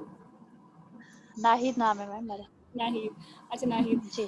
देखो नाम तो चेंज कर लो ना, अब अपने सारे अच्छे से हमारे साथ हो तो ना, और नाहिद इसको और भी इजी कर लो, क्योंकि मैं चाहती हूँ कि आपके लिए ना नेचुरल केस बने, कि आपको सोचना ना पड़े कि बस, ठीक है, मतलब कंपोनेंट सेट हो। इसको भी डिवाइड कर लो कि माँ के लिए क्या पूछूंगी, बच्चे के लिए क्या पूछूंगी। तो माँ से माँ के लिए कुछ क्वेश्चंस पूछने हैं, फिर बच्चे के पूछने हैं। तो माँ के लिए आपने पूछ लिया, बुखार तो नहीं है, ठीक है, आगे। हाँ, बुखार तो नहीं है, दर्द तो नहीं है आपको, लीकिंग कितनी है, मतलब पहले से बढ़ी है या कम हुई है, वो चीजें। और यूरिनरी बर्निंग पूछ सकते हैं हम लोग, फ्रीक्वेंसी ऑफ यूरिन बढ़ी तो नहीं है, ये पूछ सकते हैं। पेन के बारे में, कॉन्ट्रैक्शन अगर आ रही है उसको तो कितनी देर के बाद फ्रीक्वेंट है या नहीं, इनफ्रीक्वेंट कॉन्ट्रैक्शंस हैं। और बच्चे के बारे में ये कि बच्चे की मूवमेंट आपको सही फील हो रही है, जो हमने किक काउंट चार्ट दिया उसको उसने मार्क किया है, जो 12 और का उसमें हमने देखनी है कि मार्किंग्स उसने की हुई हैं। और क्या करेंगे, आप ब्लीडिंग के बारे में भी पूछ सकते हैं पेशेंट से कि लीकिंग के साथ ब्लीडिंग तो नहीं है उसको। बस ये समझ में आ रहा है। अच्छा, ये तो आपने हिस्ट्री पूछी, अब आपने उसको चेक एग्जामिन, आप बताओ एग्जामिनेशन पे क्या चीजें देखोगे? एग्जामिनेशन पे वाइटल्स आएंगे ना, पल्स उसके देखो ना, वाइटल्स आ जाएंगे ना पहले, तो सबसे पहले उसके बीच पल्स आ जाएगा, उसका टेम्परेचर हम चेक कर लेंगे, फिर हम जनाब उसकी टेंडरनेस देख लेंगे। बता मुझे डिटेल में बताओ, टेम्परेचर देखोगे जी, पल्स देखोगे, पल्स है, बीपी, टेम्परेचर है,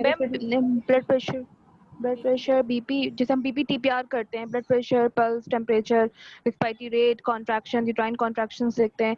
देन इसको फिर हमने एक मिनट अभी वाइटल्स पे रहो, ठीक है। अब इसके बाद क्या करना है? टेंडरनेस, पीए पे आ रहे हो ना, पीए पे क्या करना है? एब्डोमिनल टेंडरनेस देते हैं, और विजाइनल डिस्चार्ज में स्मेल, लीकिंग, कलर। डॉक्टर हिरा, इसमें फंडल हाइट डेली इसकी चेक करेंगे या वो डेली चेक करेंगे? दवाई देखेंगे मैम, अमाउंट ऑफ लाइकर को भी देखना है। करना होता है, हाँ। और मैम इसके साथ साथ हमें एब्डोमिनल यही पूरा ही पीए करना होगा, उसके बाद इसके पैड को देखेंगे। ठीक है डॉक्टर हिरा, ये फंडल हाइट को डेली देखने की सिग्निफिकेंट है, मतलब डेली देखेंगे इसको फंडल हाइट और उसका लाइकर वॉल्यूम। देखिए मेरी बात सुनो, लाइकर तो कम हो रहा है ना, फंडल हाइट तो इफेक्ट हो रही है डेली। हाँ जी, लीकिंग हो रही है। एक चीज पूछूंगी, इसमें हमारा सीटीजी का कितना रोल होगा अगर पेशेंट है मोर देन 32 वीक्स के बाद? क्योंकि 32 से पहले तो पैरासिम्पैथेटिक सिस्टम ही जो है ना, उसका नर्वस उतना ज्यादा मेच्योर नहीं होता, डेकिकार्डिया ही आएगा। लेकिन अगर 32 वीक्स के बाद अगर पेशेंट आती है तो हम इसको सीटीजी तो बहुत अच्छा प्रेडिक्टर है ना, अगर बेसलाइन शिफ्ट हो गया है तो इन्फेक्शन है अंदर। नहीं, मैं आपसे सिर्फ ये पूछ रही हूँ कि डेली सीटीजी मतलब लाइक ओडी बेस पे करवाएं, मतलब एक दफा दिन में ओडी करवा लें, इनसफिशिएंसी नहीं है तो ओडी करा लें। और अगर आपने बीडी भी कराना है तो करा सकते हो, कहते हैं हमारे पेशेंट, हम तो अपने हाई रिस्क सिचुएशन है, ये पेशेंट तो हाई रिस्क है, मैं तो हम तो बीडी भी कराते हैं। एग्जामिनर ने आपसे ये नहीं पूछना क्यों कराते हो, वो पूछेगा आइडियली करवानी चाहिए कि नहीं करवानी चाहिए, is it effect your management, तो आपने हाँ जी करेगा ना। एक चीज 32 वीक्स पे करानी है, उससे काम 31+6 पे या 5 फिर तो नहीं करवानी ना? बेसिकली ना सीटीजी के कंपोनेंट्स हैं, सीटीजी के कंपोनेंट्स हैं, ठीक है। बेस लाइन 28 वीक के बाद चेंज नहीं होता, बेस लाइन। ठीक है ठीक है, beat to beat variability accelerations mature होती रहती हैं, डी सेल्स ना पहले आती ना अब आती। 28 वीक पे कुछ कंपोनेंट्स हैं सीटीजी के जो आपको हेल्प आउट करना शुरू कर देते हैं, ठीक है। तो वो आप बल्कि आपका नाम एक मिनट में जरा आपको देखिए, who is there? Ma'am Hina. हाँ अच्छा हिना, ये अब आपने मुझे बताना है, it's really very important question. कौन कौन से सीटीजी के कंपोनेंट्स हैं? 4 कंपोनेंट्स हैं जो 28 वीक्स पे मैच्योर होंगे और कुछ ऐसे हैं जो कि नहीं होंगे। मतलब आप उन पर रिलाई कर सकते हो इवन एट 28 वीक्स। ठीक है, yes it is your homework. अच्छा एक चीज और हाँ मैम, ये अमाउंट ऑफ लाइकर को जब हम असेस करते हैं वो तो हम क्लिनिकली कर रहे होते हैं कि what is the role of the ultrasound, हम उस पर कैसे कैसे फ्रिक्वेंटली अल्ट्रासाउंड या ऑब्स्टेट्रिकल अल्ट्रासाउंड करवाएं इसके प्रॉम के पेशेंट पे। देखिए इस जो बायोफिजिकल का रोल है ना, उसमें तो अल्ट्रासाउंड आता है, और बायोफिजिकल यूनिट प्रोटोकॉल होता है कि हम लोग कर रहे होते हैं, मूवमेंट्स देख रहे होते हैं, सीटीजी भी उसका पार्ट होती है, लाइकर भी देख रहे होते हैं, ठीक है। लेकिन in case of poly, in case of leaking, उसका जो कंपोनेंट है लाइकर का वो भी जो है रिलायबल नहीं रहता। तो ये यूनिट प्रोटोकॉल है लीकिंग के लिए ना अल्ट्रासाउंड करवाना। ये इस तरह फ्रीक्वेंट नहीं करवाना कि डेली आप बस लाइकर देखते रहो। आपने एक दफ़ा सेटिस्फेक्शन कर ली, बायोमेट्री सही है और प्योर काज है कि ये लीकिंग हुई है, तो मेरा नहीं ख्याल कि उसको आपने डेली अल्ट्रासाउंड करवाना है। तो मैम जैसे ये 3 to 5 डेज में करवाते हैं ना, इसकी वैलिडिटी 3 to 5 डेज तक होती है बीपीपी। ट्वाइस वीकली अल्ट्रासाउंड वैसे हमारा जो हाँ जी, ट्वाइस वीकली फिर हम कह देते हैं। हाँ जी आप हाँ बिल्कुल कर लें, ठीक है। Doctor Heera, amount of liquor का क्या इससे फर्क पड़ेगा? क्योंकि देखिए लीकिंग हो रही है, लाइकर तो कम हो ही रहा होगा, तो कितने लाइकर पे फिर हम उसकी मैनेजमेंट हमारी कैसे इफेक्ट होगी? कितना लाइकर है तो ये इतना 1 to 2 सेंटीमीटर की अगर पॉकेट है ना,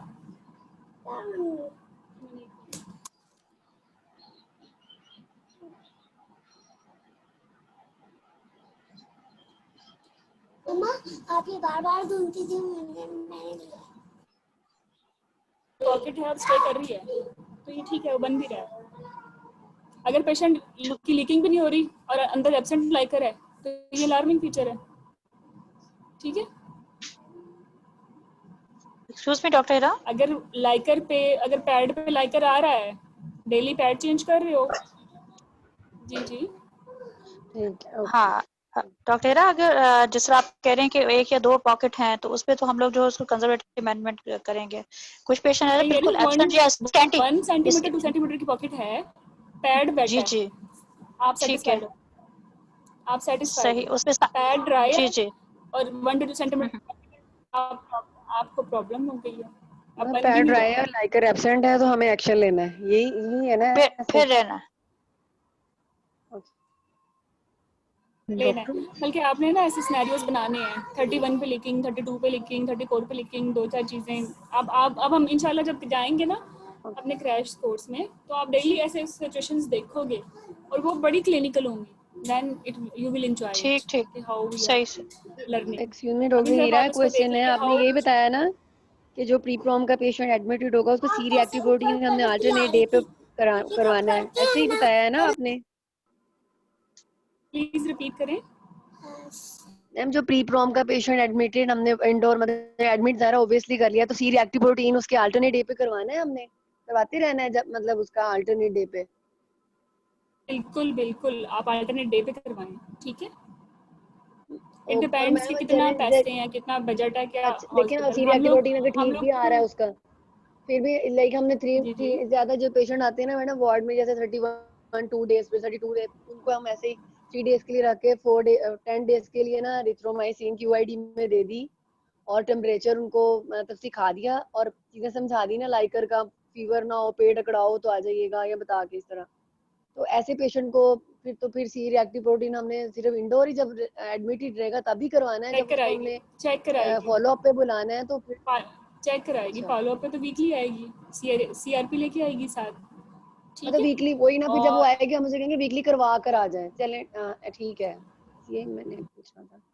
24/7 टेलीफोन कांटेक्ट भी होता है, आपको पता? ये भी प्रोटोकॉल का पार्ट है। 24/7 आपका पेशेंट कांटेक्ट में 24/7 क्या? ये मतलब तो वो आपसे 24 कंटिन्यूअस कांटेक्ट में रहे। अच्छा अच्छा हाँ अच्छा, सही। कांटेक्ट वो में बीच होता में है आवाज आपसे नहीं, बट हॉस्पिटल से, ठीक है। ये जो ई पैक्स जी होते हैं, जी जो जी स्टैंडर्ड ई पैक्स होते हैं, उनमें भी यही होता है कि जी 24/7 पेशेंट का कांटेक्ट है। अगर पेशेंट को कांटेक्ट नहीं है, लॉस ऑफ फॉलो अप है, तो भेजते ही नहीं। मेरी 24 की लीकिंग हुई थी और डेली मैं आवाज हाउस ऑफिसर डेली बस ये प्रिपेयर करती रहती थी और 34 तक गई थी वो पेशेंट।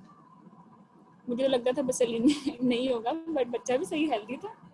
रोज पैड देखती थी मैं, उसका वेट होता था, तो मैडम कहती थी लाइक जाके प्रोब रख के आओ। मैं देखती थी 1-2 सेंटीमीटर की पॉकेट है, एंड हम लेते गए, ठीक है। तो 10 हफ्ते चली थी वो पेशेंट। डॉक्टर अगर आप हीरा ये प्रॉपरली कितने मैनेज करो मैम, तो ऐसे जम पेशेंट जाता में है डेक्सा पेशेंट। हम कब देंगे? डेक्सामेथासोन हम किस टाइम पे देंगे? जब मतलब प्रॉम के साथ वो आई है, तो लाइक 32, 31+6 पर भी आ गई है, तो हम उसी वक्त आपने उस वक्त लीकिंग हो गई है ना 24 के बाद, आप उसको डेक्सा दे दोगे। ठीक है, आपने ऑफर कर देनी है, ठीक है। ऑफर कर देना है, और 34 से 35+6 तक आप कंसीडर कर लो।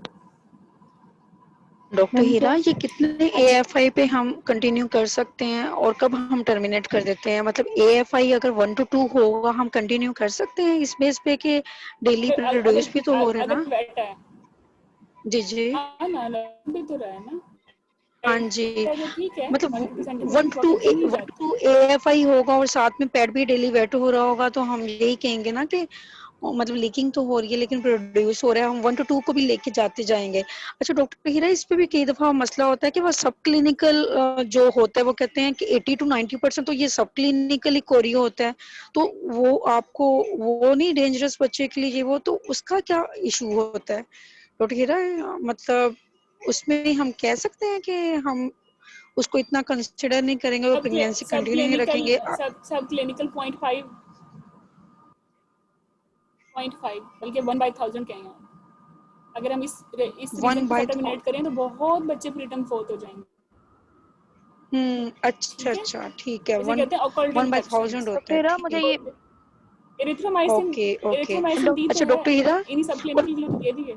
हाँ जी इन्हीं के लिए तो दे रहे हैं वाकई में। और डॉक्टर हीरा हीरा ये भी मैंने पूछना था कि कितना AFI होगा तो हम टर्मिनेशन का सोचना शुरू कर दें? मतलब कितना AFI, मतलब बिल्कुल नील कई दफा कहते AFI हैं कि मैटर ही नहीं करता, नील भी हो जाए ना, नील भी हो जाए हाँ जी और पैड जी जी। वेट है, तब भी मसला नहीं है। अच्छा क्यों डॉक्टर हीरा, क्यों डॉक्टर हीरा, वो डिस्ट्रेस में जाके कोई मसला नहीं हो सकता? IUD आपको वगैरह मैयर नहीं कुछ करना ऐसा? आपको मैयर नहीं करना है ना, क्योंकि अगर नील होता तो फिर पैड क्यों बैठा है। हाँ जी अच्छा ठीक ठीक, मीन्स के ठीक है। हमने 1 to 2 और को वैसे भी भी अगर ओके। आपने तसल्ली कर लिया ना इंसफिशिएंसी नहीं है, अगर आपकी तसल्ली है इंसफिशिएंसी नहीं है, आप डॉक्टर करवा लिया वो भी नॉर्मल आ गया, तो आप आइसोलेटेड ओलिगो को भी 37 तक लेके जाते हो, ये तो फिर लीकिंग है जिसमें एक ऑब्वियस रीजन है। ओके। अच्छा डॉक्टर हीरा जरा लीगो पे जो डॉपलर करवाते हैं उसको जरा प्लीज दोबारा से बता दीजिएगा, हम कब करवाते हैं डॉक्टर? और देखिए लीगो पे पैड, जो हम करवाते आपने मुझे बोला है कि मैडम एब्सेंट लाइकर है, मैंने कहा पैड देख लें। आपने अगर पैड है वेट तो कोई मसला नहीं है, अगर पैड वेट नहीं है ठीक है और लाइकर एब्सेंट है तो डॉक्टर करवा लें, इनसफिशिएंसी भी तो हो सकती है ना। हाँ जी बिल्कुल और ठीक। लेट ऑनसेट IUGR भी हो सकते हैं, बायोमेट्री भी सिग्निफिकेंटली ना हो, टाइप 1 IUGR चल रहे हो, ठीक है, तो आपका डॉपलर आपको हेल्प कर देगा, वो भी नॉर्मल है तो ठीक है, एट डॉपलर चलते रहें। लेकिन ये तो इफ एंड बट्स है ना, आप अपने आप को कॉम्प्लिकेट करते रहोगे, खुद ही बोलते रहोगे, खुद ही एग्जामिनर आपको लेके जाता रहेगा, आपने ऐसी बात ही नहीं करनी, ऐसी सिचुएशन आती ही नहीं है, क्योंकि ये डेविएट कर रहे हैं नेचुरल सिनेरियो से। ये पेशेंट है ठीक है, क्योंकि लैब में प्रोसीजर नहीं कर रहा, पेशेंट नेचुरल होते हैं। अगर किसी को लीकिंग है तो उसने वेट ही होना है, वो कहाँ जा रहा है लाइकर, फिर अगर वेट नहीं हो रही, लाइकर एब्सेंट हो रहा है, तो फिर वो इनसफिशिएंसी है, फिर आपने प्रॉब्लम है कि आपको या तो मैयर करना नहीं आया या आपने इनसफिशिएंसी पिक नहीं की, आपने प्रॉपर हिस्ट्री नहीं ली। पेशेंट तो नेचुरल है, आपने उसको पढ़ा सही नहीं है। ओके। और डॉक्टर हीरा ये पैड एटलीस्ट कितने आवर्स के लिए हो, उसके बाद लीकिंग मतलब होता है ना कि दवा पेशेंट अभी जस्ट चेंज किया होता है 1 to 2 आवर्स पहले, तो कितने आवर्स 8 का आवरली हम? वैसे चेंज 8 आवरली चेंज करवाना चाहिए। ओके 8 आवरली, स्टीराइल ठीक है। पैड देना चाहिए उसको ना, ये नहीं गंदे ओके। गंदे पैड, वो खुद सोर्स ऑफ इन्फेक्शन हो जाएंगे। जी बिल्कुल ठीक है। और जो आइडियल तरीका है, अगर आप घर भी भेजते हो तो उसको ये कहते हो पैड सारे सेव रखने हैं अपने, ठीक है। उसको ये कलर कौन देखेगा, काउंटर चेक कौन करेगा?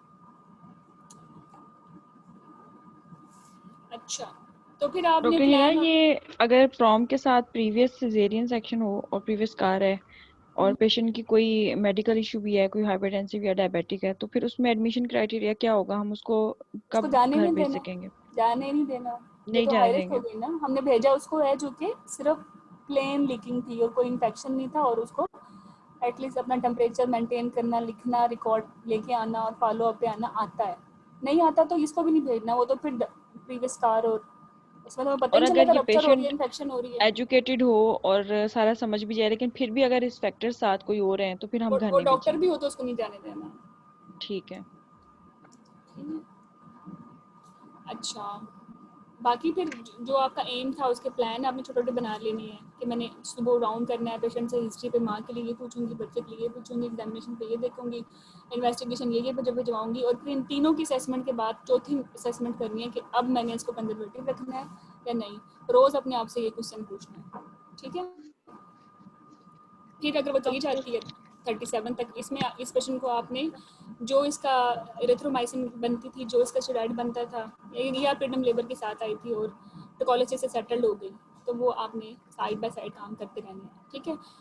और डिलीवर हो जाए तो फिर डिस्चार्ज करना है कॉन्ट्रासेप्शन के साथ, ब्रेस्ट फीडिंग के साथ, फॉलो अप के साथ, और फिर उसको ये बताना है कि how much she is at risk of recurrence. एक प्रीटर्म है तो 20% तक है, 2 प्रीटर्म है 40% तक रिस्क है, और लीकिंग के भी एक पी प्रॉम है तो नेक्स्ट पी प्रॉम भी अगेन वही सर्वाइकल फैक्टर्स हो, बाकी चीज़ें आप असेस करनी है। ये बस मैनेजमेंट प्लान एक रफ सा है, आई नो इसमें बहुत सारी डॉक्टर चीज़ें हीरा, लूप होल्स हैं, सिनेरियोस के साथ हम करेंगे। जी जी डॉक्टर हीरा, मुझे सिर्फ इतना बताइएगा कि हम इसमें कितना आउटवेट करेंगे रिस्क का, जो induction of labour spontaneous versus 37 तक लेके जाना है। अच्छा, लेकिन अगर जैसे अगर पेशेंट अगर इतनी ज़्यादा जो है वो मतलब ऑलिगो के साथ चली जाए कि उसका 1 to 2 जो है वो रह जाए IFI, ओलिगो तो है तो ही हम नहीं ना, उसको, ओलिगो तो नहीं है। अच्छा नहीं बस ऐसे ही मतलब अभी हम उसको नहीं कर रहे हैं, ठीक है। नहीं, जो एज पर गाइडलाइन है कि अगर वो उसकी everything is normal, she has the right कि वो 37 तक जाए। पहले 34 पे ही होता था कि हम कर देते थे क्योंकि हम कहते थे कि रिस्क है 1% का, अब तो वो भी नहीं है 37, ठीक है। लेकिन आपने 34 पे रीअसेस जरूर करना है।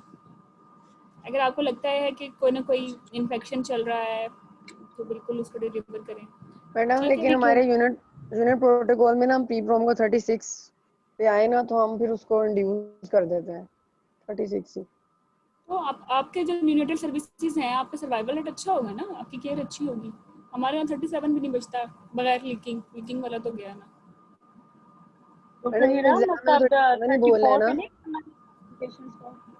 आपने ना ये जो मल्टी डिसेबिलिटी है ना, इसको नहीं बोलना, और अपने नीकू के हालात नहीं भेजने। बच्चा डिलीवर करके जहाँ भेज रहे हो ना, वहाँ क्या सहूलतें हैं, क्या होता है आरडीएस का रिस्क, क्या मतलब हर स्टेशन पे कोई मुझे बताएगा कैसे है?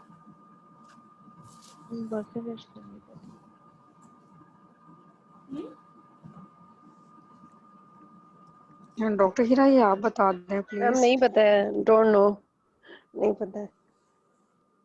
एक्चुअली 39 पे तो 1% है, 38 पे 6% है, 4% 36 पे 10 to 15%, 37 पे 10% और 38 पे 6%। मैं बोल रही हूँ, अभी लिख लो। दोबारा से बता दें, बीच में आवाज कट रही है।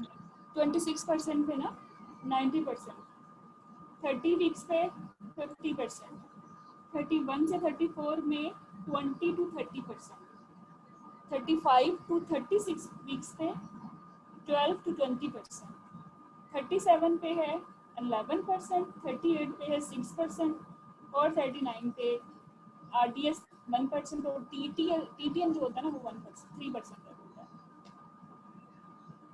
ठीक है। ये तो इनको आप ना राउंड अबाउट करके याद कर लो, भूल जाते हैं आप। सिर्फ याद करो 37 का, ठीक है, क्योंकि आपने यहाँ डिलीवर कर देना है ना। डॉक्टर हिरा ये जरा प्लीज दोबारा बता दीजिएगा। ग्रुप में भेज दूँगी तस्वीर बना के, ठीक है। अच्छा, मुझे कोई बताएगा कि ट्यूबोलिसिस का क्या प्रोटोकॉल है?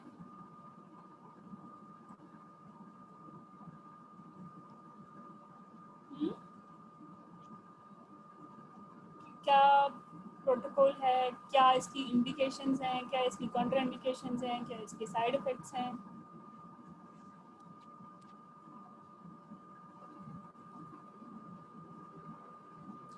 हिना मैं ये ग्रुप में भेज दूंगी आर्टिकल्स के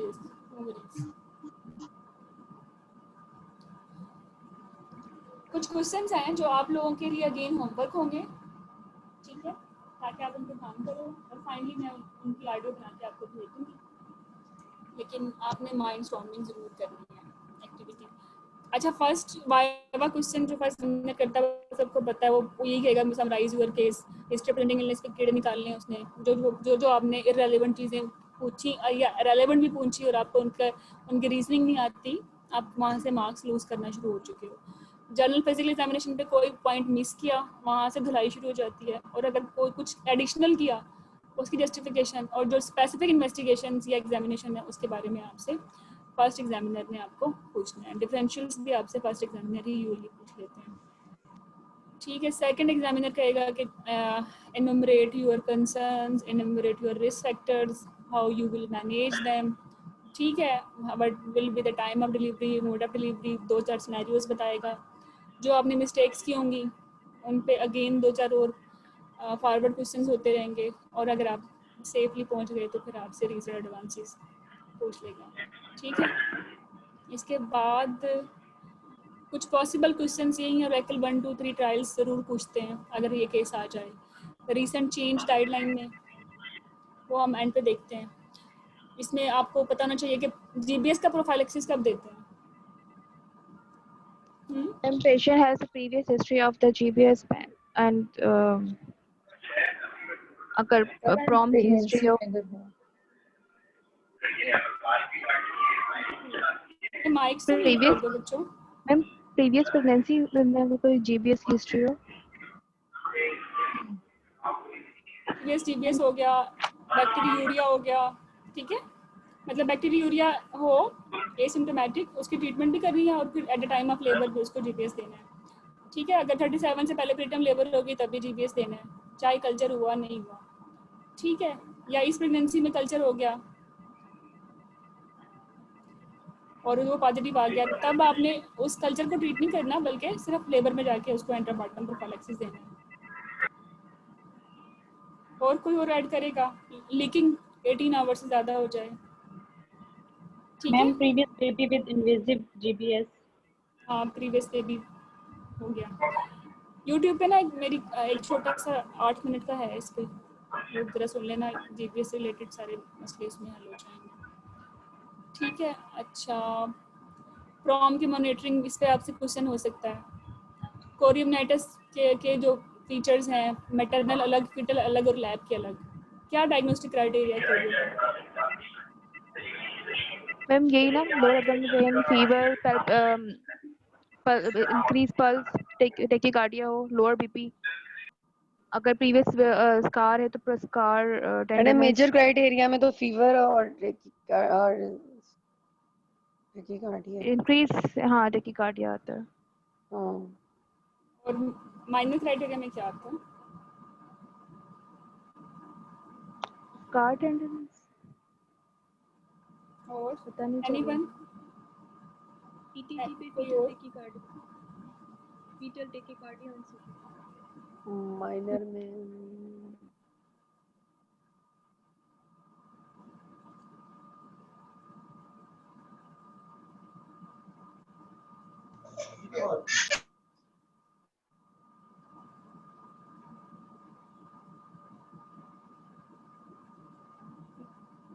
आई थिंक इसमें जो है ना, एक तो टेंडरनेस थी, पेशेंट को फीवर था, और मेटाडन टैकीकार्डिया था, फिटल टैकीकार्डिया था, ठीक है, प्रोलॉन्ग्ड डिस्चार्ज, ये सारे थे। लेकिन इसका डायग्नोस्टिक क्राइटेरिया जिसमें 2 पॉइंट्स आ जाएं तो वो इम्पोर्टेंट होता है। मैं उसी को ढूंढ रही हूँ, टू और मोर, ठीक। Fever is most important sign और symptom uterine fundal tenderness sign है और फिर दोनों टैकीकार्डिया है, ठीक है। बाकी इतने सारे गूगल पे निकलना है, मैंने देख लिया। ये बेहतर जो है ना इसी पे है, ईडीएम में लिखा हुआ है। चलें ये देख लीजिएगा। बाकी previous scar with leaking and chorioamnionitis, इसमें क्या आपने कैसे इसको प्लान करना है? मैं कहती हूँ कि पेशेंट को प्रीवियस 2 सिजेरियन सेक्शन है, 32 वीक्स पे आ गई है लीकिंग के साथ, हाउ यू विल मॉनिटर? और कैसे पता चलेगा कि रप्चर हो रहा है नहीं हो रहा, और कैसे पता चलेगा कि रप्चर नहीं हो रहा है तो कोरी हो रहा है? मैडम पीएस करेंगे, उसका पर्स बैकुलम एग्जामिनेशन करेंगे। तुम साथ में सीटीजी जो सीटीजी में वेरिएबिलिटी जो है डी सेल्स आ जाएं या फिर उसकी वेरिएबिलिटी जो है वो मतलब लाइक खराब हो जाए, तो ये असेसमेंट होती है इसका। वैसे मेरी बात सुनो, लीकिंग में तो प्रॉब्लम ही नहीं है ना, क्योंकि अगर लीकिंग में कोई प्रॉब्लम भी आती है तो ट्रीटमेंट तो एक ही चीज है ना, मोड ऑफ डिलीवर करना है, चाहे कोरियो में जा रही है चाहे स्कार इशू है। यस तो ट्रीटमेंट तो इफेक्ट नहीं हो रही। ट्रीटमेंट कहाँ इफेक्ट होगी? प्रीटर्म लेबर में। अब आपने टोकोलोसिस करनी है नहीं करनी, और टोकोलोसिस के जो साइड इफेक्ट्स है ना उससे अगेन पल्स ज्यादा हो जाती है। यस ठीक है। तो ये यहाँ लीकिंग और प्रीवियस स्कार में प्रॉब्लम नहीं है, क्योंकि जो हमारी मैनेजमेंट है वो अल्टर नहीं हो रही। बट प्रीवियस स्कार में प्रीटर्म लेबर है ना, दैट इज इशू। इसमें आपने लो थ्रेशोल्ड रखना है फॉर इंटरवेंशन, ठीक है, और आपने टोकोलोसिस नहीं करानी। ओके, ठीक हो गया? In the best interest of mother, क्योंकि आपके पास क्या टूल्स हैं? सीटीजी है ना, फिटल टैकीकार्डिया। सीटीजी है, एग्जैक्टली हम सीटीजी ही देख रहे हैं। और वो स्कार के लिए बहुत इंपॉर्टेंट है मैडम, लेकिन हम तो टोकोलोसिस कर रहे होते हैं, प्रीवियस 2 का भी कर रहे होते हैं, 3 का भी कर रहे होते हैं। मैं अब 1 बाय 1 हर पॉइंट पे आ रही हूँ ना। पल्स देख लें। प्रीटर्म लेबर में अगर रीजन इन्फेक्शन है तो वैसे ही आपने कंजर्वेटिव में ट्रीट करना है ना। Okay, you have no choice, क्योंकि प्रीवियस 2 भी है, सिर्फ प्रीटर्म लेबर है, इन्फेक्शन नहीं है। डॉक्टर इसको दोबारा बताएंगे? मुझे ना गुडमुड हो गया, समझ नहीं आ रहा मुझे, एकदम बीच में आवाज भी बहुत कट रही थी। थोड़ी सी इसको दोबारा से बता दीजिए, प्रीवियस 2 वाला जो आपने बताया। ओके देखो मेरी बात सुनो। एक तरफ लाइन लगाओ कि पेशेंट को है 2 सिजेरियन सेक्शन, दूसरी तरफ लाइन लगाओ प्रीटर्म लेबर। प्रीटर्म लेबर में काजीज मोस्ट इम्पोर्टेंट क्या होती हैं? मैम इन्फेक्शन, यूटीआई के साथ ज्यादा हमारे साथ पेशेंट प्रेजेंट करते हैं, वजाइनल डिस्चार्ज होता है। अच्छा, प्रीवियस 2 में इम्पोर्टेंट चीज हमारे पास सीटीजी है। प्रीटर्म लेबर में सीटीजी इफेक्ट होगी? नहीं होगी। नहीं, लेकिन मैम कराएंगे तो ना। हाँ, सीटीजी ओके आ रही है। अच्छा सही, ठीक है। प्रीटर्म लेबर का पेन कैसा होगा? मैडम प्रीटर्म लेबर में अगर पेशेंट होगी तो इसमें इंटरमिटेंट होगा, और जो अगर स्कार रप्चर होगा उसमें कंटिन्यूअस होगा। ठीक है। अच्छा, और सबसे इम्पोर्टेंट चीज क्या है? स्कार रप्चर में टैकीकार्डिया मिलेगा, उसमें टैकीकार्डिया मिलेगा। मैडम जब रप्चर होगी तो पेशेंट को पेन्स आना भी बंद हो जाएंगे। वो तो देखो, जब सर से गुजर गया फायदा, फिर अब तो वो रप्चर हो गई ना। आपका तो रप्चर हो गई, आपका तो इसमें निकम्मापन है ना, आपने तो रप्चर ही करा दिया। ठीक है, ये तो होना नहीं चाहिए था। आप तो पक्के रिस्पॉन्सिबल हो इस पेशेंट के, आपने नहीं होने देना ना। How you will plan your management के रप्चर ना हो और बच्चा भी प्रीमेच्योर डिलीवर ना हो, और टोकोलोसिस भी कर दो। मैम टोकोलोसिस से ही करेंगे ना, ताकि उसको रिलैक्स मिले, यूट्राइन कॉन्ट्रैक्शंस रिलैक्स रहें, पेशेंट जो है रिस्ट्रिक्टेड मोबिलिटी के साथ हो, उसको एंटीबायोटिक्स देंगे, फ्लूइड देंगे, रिलैक्स, यही सब चीजें मैम करते हैं, यही करेंगे। और एनाल्जेसिया देते हैं ना, उसको ना रिस्पॉन्ड हो फिर डॉक्टर हीरा, हम प्रीवियस स्कार में हम टोकोलोसिस करेंगे भी क्यों? अगर वो प्रीप्रोम के साथ वो पेन्स में आ गया है, हम क्यों रिस्क लेंगे इसमें? हाँ जी, ये प्रॉम के साथ तो मसला ही खत्म था ना, डिलीवर करा देना था। जी ये सिर्फ हाँ जी। ओके, ये सिर्फ तो प्रीटर्म हमको प्लीज। बताइए जब पिकोलिसिस तो करेंगे, स्टेरॉइड नहीं देंगे उसको 32 वीक्स। ये एक फॉल्स लेबर में आई है पेशेंट, जो एक्चुअली लेबर में नहीं है, क्योंकि एक्चुअल लेबर में है और प्रीवियस 2 है, तब तो डिलीवरी करोगे ना, सेक्शन करना है इसका बेचारी का, फाड़ना तो नहीं है इसको। मसला ये है कि हमें लगता है कि ये फॉल्स लेबर्स हैं, वी कैन बाय टाइम, ठीक है। मैडम हम तो एनाल्जेसिया देते हैं सिंपल, क्या ये ठीक है ये चीज? जैसे हम उसको जब फ्लूइड दिया सा, टोराडोल दे दिया, कोई भी एनाल्जेसिया दे दिया, उसके साथ तो जो रिस्पॉन्स चेक कर फॉल्स लिया अगर लेबर है, पल्स। फॉल्स लेबर जो है वो पेन किलर्स को रिस्पॉन्ड करेगी, यस वो कर भी देती है, एक्चुअल ठीक है। लेबर नहीं करेगी। फॉल्स लेबर में सर्वाइकल फाइंडिंग्स जो हैं वो स्टैटिक होंगी, एक्चुअल लेबर में वो प्रोग्रेसिव होंगी। फॉल्स लेबर जो है वो इरेगुलर पेन होंगे, एक्चुअल लेबर में तो बिल्कुल इंटरमिटेंट पेन होंगे, फ्रीक्वेंट पेन होंगे, ठीक है। इफ यू हैव डायग्नोज कि ये एक्चुअली लेबर में नहीं है, she is only into preterm labour, CTG is fine, ठीक है। और the cause of preterm labour is actually infection, you have treated well, UTI था वो ट्रीट कर दिया, ठीक है, मान लीजिए यूटीआई से मोस्ट कॉमन हो रही है, और एंटीबायोटिक्स दे दी, रिस्पॉन्स हो गया, एवरीथिंग इज फाइन, तो फिर इसको एडमिट रखें, थर्ड ट्राइमेस्टर में अगर आई है तो एडमिट रखें इसको। मैडम फिर इसको टोकोलिसिस तो देंगे ना, स्टेरॉइड कवर देंगे, टोकोलिसिस देंगे? नहीं वो मैडम वो नहीं देंगे, वो कब देंगे मैडम? अभी अब जब एनाल्जेसिया को रिस्पॉन्स कर दिया तो। नहीं ना, दूसरी सिचुएशन ये है कि एनालिसिस को रिस्पॉन्स कर दिया और आपने जो है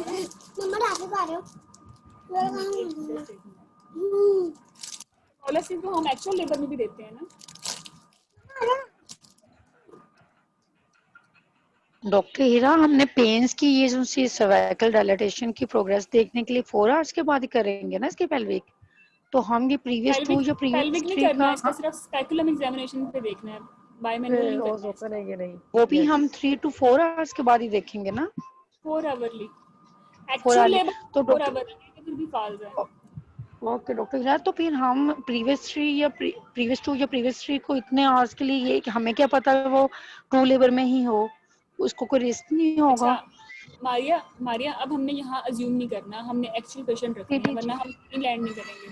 लेकिन मैं आपको बता दूं कि अगर फॉल्स लेबर में तो हमने ये काम सब कर लिया, स्टेरॉइड दे दिया और मैनेज कर लिया, लेकिन अगर पेशेंट को आपने टोकोलिसिस देनी है ना और प्रीवियस 2 है, तो ये प्रॉब्लम है, ये कंट्रोवर्शियल इशू है, ठीक है। एक पेशेंट जो लेबर में जा रही है, जो प्रीवियस 2 है, आप उसको सप्रेस कर रहे हो, बिल्कुल ऐसा मुझे भी तो यही हो ये रहा था। कंट्रोवर्शियल टॉपिक है। अच्छा मैम, तो ये अगर प्रीवियस 2 है और उसके साथ जो है प्रीटर्म लेबर के साथ पेशेंट आ रहा, तो तब तो आपने कहा कि इंटरवेंशन करना और हमने जो सिजेरियन सेक्शन कर लेना है। लेकिन अगर पेशेंट प्रीटर्म लेबर में नहीं है, तो उसको स्टेरॉइड कवर के लिए तो हम टोकोलिसिस 24 to 48 आवर के लिए दे सकते हैं ना, with monitoring of sign and symptoms of कोरियोमनाइटिस।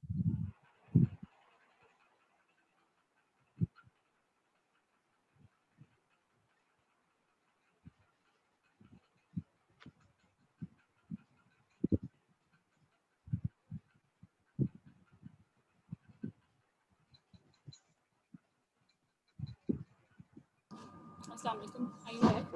अच्छा, टोकोलिसिस डिपेंड करता है कि जेस्टेशन क्या है पेशेंट की ना, और प्रीशियस प्रेगनेंसी है, आपके पास क्या मॉनिटरिंग है, ओटी अवेलेबल है, पेशेंट कितनी काउंसल्ड है एंड एवरीथिंग। वो मैं ना ये टोकोलिसिस प्रीवियस कार्ड में ना आपसे हम विद सिनेरियोस डिस्कस करूँगी, क्योंकि ऐसे अगर बताया तो बस इसको समझिए कंट्रोवर्शियल है, ठीक है। तो समझ में इसलिए नहीं आ रहा क्योंकि प्रीवियस स्कार्स के अंदर प्रीवियस 2 में अगर पेशेंट लेबर करते पेन नहीं। में आ जाए ना, लेबर पेन में आ जाए ना, तो वो कंजर्वेटिव मैनेजमेंट का पार्ट ही नहीं है, हम नहीं रोकते उसको। प्रीवियम अगर ब्लीडिंग के साथ आ जाए तो क्या हम रोकते हैं उसको? नहीं रोकते ना। तो प्रीवियस 2 में भी अब हमने पूरा बैकअप भी देखना है आपने, और पूरा प्रश्न असेस करना है, रजिस्ट्रेशन एज देखनी है, प्रीवियस सर्जिकल रिकॉर्ड देखना है, उसके बाद हम देखेंगे ये इस कंट्रोवर्सी को हमें कैसे एड्रेस करना है। बल्कि आप इसको भी ना अपने लिए एक माइंड स्टॉर्मिंग के लिए ऐसे सिनेरियोस जो हैं आपने देखने हैं, ठीक है, ताकि नेक्स्ट सेशन में।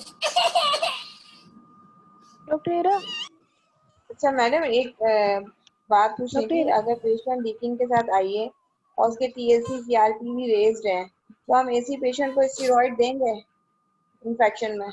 नहीं, स्टेरॉइड कॉन्ट्राइंडिकेशन कोरियो ही है, नहीं देते, इन्फेक्शन ही है इसकी, नहीं देंगे और ना? ऐसी हाँ, और ऐसी सिचुएशन जिसमें इमिनेंट डिलीवरी करनी हो उसमें भी स्टेरॉइड नहीं देते। क्या करनी हो? इमिनेंट डिलीवरी किसी सिचुएशन में करनी हो उसमें भी नहीं देते स्टेरॉइड। नहीं देंगे। ठीक।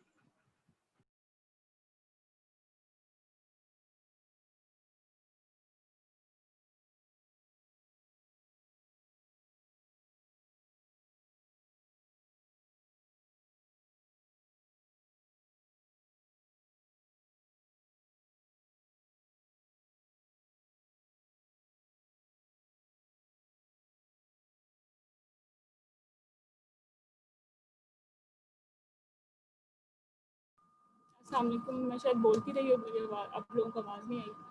अच्छा, मैं ये कह रही थी कि टोकोलिसिस का प्रोटोकॉल नहीं बताया थी मैं, हाउ यू विल गिव टोकोलिसिस, और बेस्ट टोकोलिसिस क्या होता है, कौन से, क्या नाम है ड्रग का?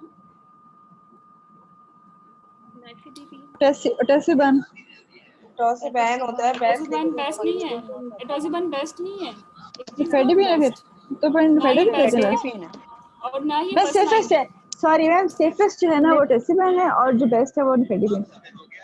Safest is only in cardiac, not in every patient. Okay ma'am. अच्छा, कैल्शियम ब्लॉकर सेफेस्ट है, सॉरी फर्स्ट लाइन है, रिकमेंडेड है, और इसमें 20 मिलीग्राम स्टैट देंगे, फिर 10 मिलीग्राम देंगे after every 15 minutes up to maximum of 4 doses, और फिर आपने मेंटेनेंस देना है 20 मिलीग्राम बीडी में फॉर 48 आवर्स, ठीक है? लेकिन मैम ये आप किसका बता रही हैं? सिंफेडिपिन का बता रही हैं?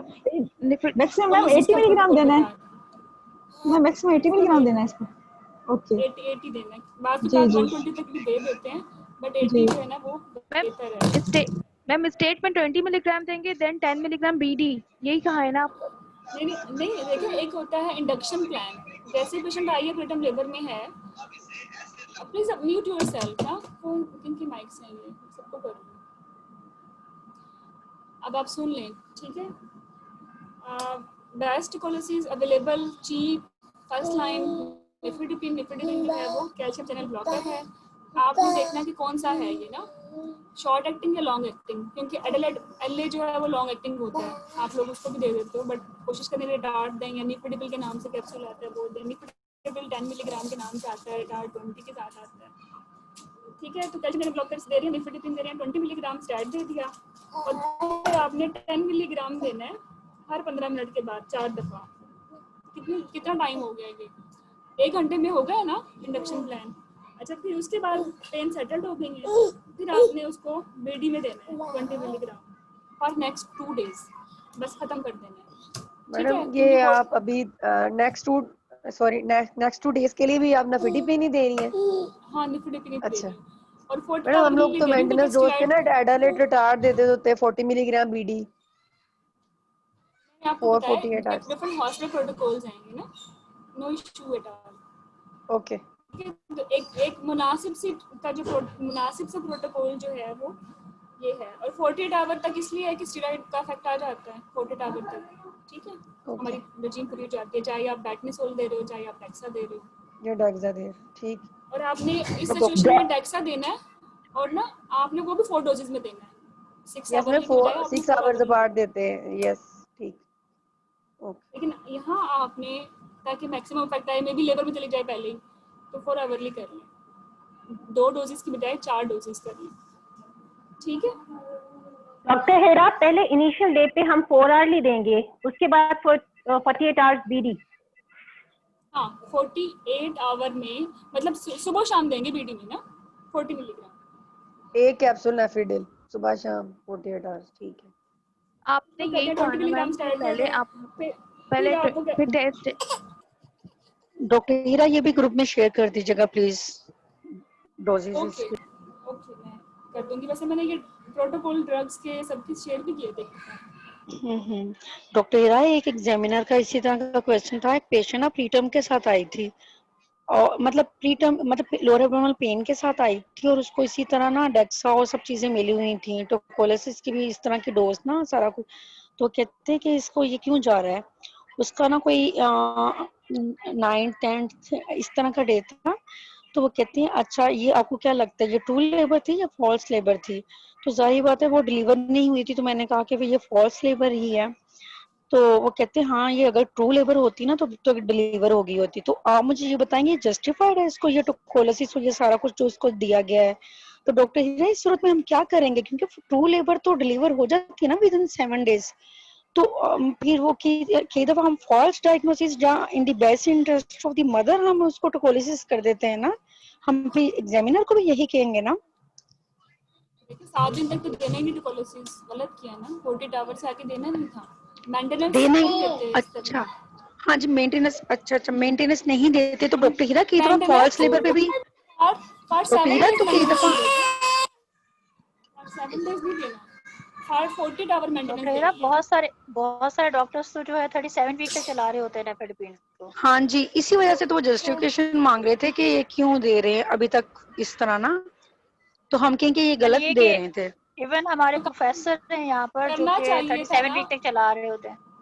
जो काम करना चाहिए वो ये है कि प्रोजेस्टेरॉन दें, ना कि नेफेडिपिन। ठीक है अच्छा प्रोजेस्टेरॉन दे, प्रोजेस्टेरॉन देना चाहिए। अगर देना ही साइकोलॉजी है तो स्पेशलिस्ट जो है, हाँ साइकोलॉजी स्पेशलिस्ट की बात करें, हाँ जी psychology specialist progesterone micronized 200 milligram की ये एटलीस्ट कुछ इसकी सेंस बनती है, अदरवाइज आप मत दें। आप कहें क्योंकि साइड इफेक्ट्स हैं, क्या साइड इफेक्ट्स हैं? मैम इसका पोस्चर हाइपरटेंशन है, थ्रॉबिंग हेडेक होता है नेफेडिपिन की वजह से। मैटरनल अलग बताओ, फीटल अलग बताओ। मैं मैटरनल में तो यही याद है कि थ्रॉबिंग हेडेक होता है और पोस्चर हाइपरटेंशन के साथ पेशेंट थ्रॉब हेडेक इसलिए होता है कि हाइपोटेंशन होती है। ठीक है हाइपोटेंशन हो रहा होता है।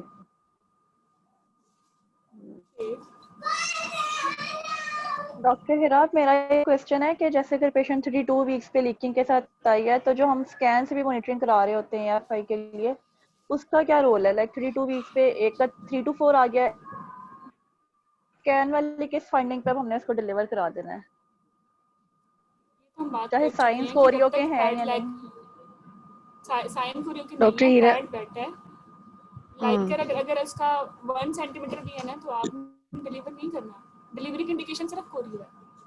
अगर वो आइसोलेटेड लीकिंग है, कोई और प्रॉब्लम नहीं है लाइक प्लेसेंटल इनसफिशिएंसी या कोई फेटल डिस्ट्रेस लाइक IUGR या कोई डायबिटीज, मतलब इन सब चीज़ों को मैं कह रही हूँ कि ये नहीं है, इट्स ओनली लीकिंग।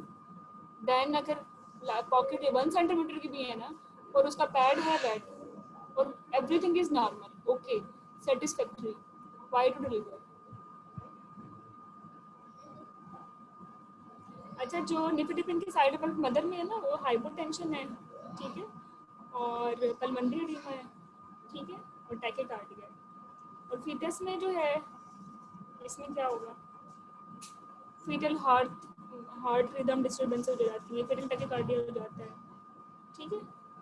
और एक और भी रीज़न है कि आप डायस्टोलिक इतना कम कर दो, क्योंकि एंटी हाइपरटेंसिव भी तो रोल है ना इसका, इतना कम कर दो कि डायस्टोलिक ब्लड फ्लो कम हो जाए और फिर डिस्ट्रेस शुरू हो सकता है, ठीक है।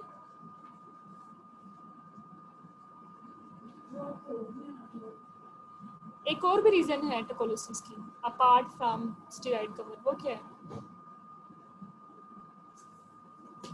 के लिए ट्रांसफर क्या NICU ट्रांसफर अगर हम कर रहे हैं ओ मैक्सल्फेट मेडिसिन सल्फेट देते हैं न्यूरोप्रोटेक्शन के लिए मैम जी। अगर आपने टोकोलिसिस स्टार्ट कर दी है तो आपने माँ की मॉनिटरिंग करनी है, ठीक है, और वो मॉनिटरिंग के लिए क्या करना है? वो पल्स को देखते हैं ना, उसकी पल्स को मॉनिटर करते हैं हम, ब्लड प्रेशर चेक करते हैं, पल्स देखते हैं जी। लेकिन जब भी आपने मॉनिटरिंग करनी है ना आपने हिस्ट्री से करनी है। मैंने पेशेंट से पूछना है हेडेक तो नहीं है, ठीक है, ओके ओके, ठीक ठीक ठीक ठीक जी जी।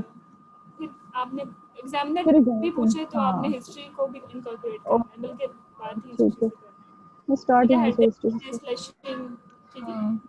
मुझे फिर आपने जब तक टोकोलिसिस हो रही है फिर 4 आवरली उसका वाइटल्स मॉनिटरिंग भी करते हैं 4 आवर। डॉक्टर हीरा जल्दी वाला सारा खाना खत्म। 1 मिनट अमन, 1 मिनट बेटी जल्दी।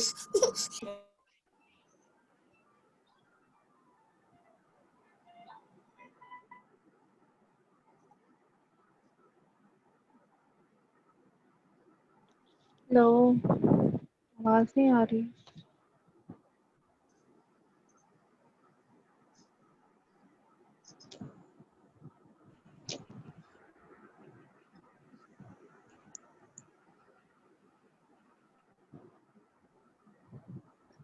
अच्छा, मेरा एक क्वेश्चन है, आप में से कोई बता दें कि ये जो समटाइम्स हमारे पास पेशेंट आते हैं ना जिनको लोअर एब्डोमिनल पेन के साथ आए होते हैं, बट सर्वाइकल चेंजेस नहीं आ रही होती उनको, और मतलब ऐसे कोई कॉन्ट्रैक्शंस भी कोई ज्यादा नहीं होती, लेकिन पेशेंट कह रहा होता है मुझे पेन हो रही है। और तो हमारे तो यहाँ पे प्रोफेसर कहते हैं ना कि जैसे अगर हम लिख देते हैं primary gravida with lower abdominal pain, अब प्री टर्म हम कह नहीं सकते उसको, ठीक है? तो ऐसे पेशेंट को हमने फॉल्स लेबर कहना है या क्या कहना है? इंट्रेक्शन नेक्स्ट कॉन्ट्रैक्शंस होती हैं ना एंड टर्म के नजदीक जाके शुरू होती है पेशेंट्स को, तो वो जो प्राइमरी होती है वो नहीं 35 जैसे 34-5 पे आई है ना, जैसे हम प्री टर्म की तरह, मतलब उस पेशेंट को कैसे हम क्या इसका कहना है अब इसको फॉल्स लेबर क्या? देखिए ना वो सारे वो जो लेबर पेन्स कहते हैं बस, ना एक्चुअल कहें ना फॉल्स कहें। ये तो उसका पैटर्न बताएगा ना कि how it will and. Stop हो गई तो इट विल बी फॉल्स, चली गई तो डिलीवर हो गई। ओके, अच्छा मुझे ये बताओ कॉन्ट्राइंडिकेशन क्या है निफेडिपिन की? एक है systolic BP less than 100, pulse more than 100 और पेशेंट को हो गया फीवर या वही कोरियो में चली गई, ठीक है?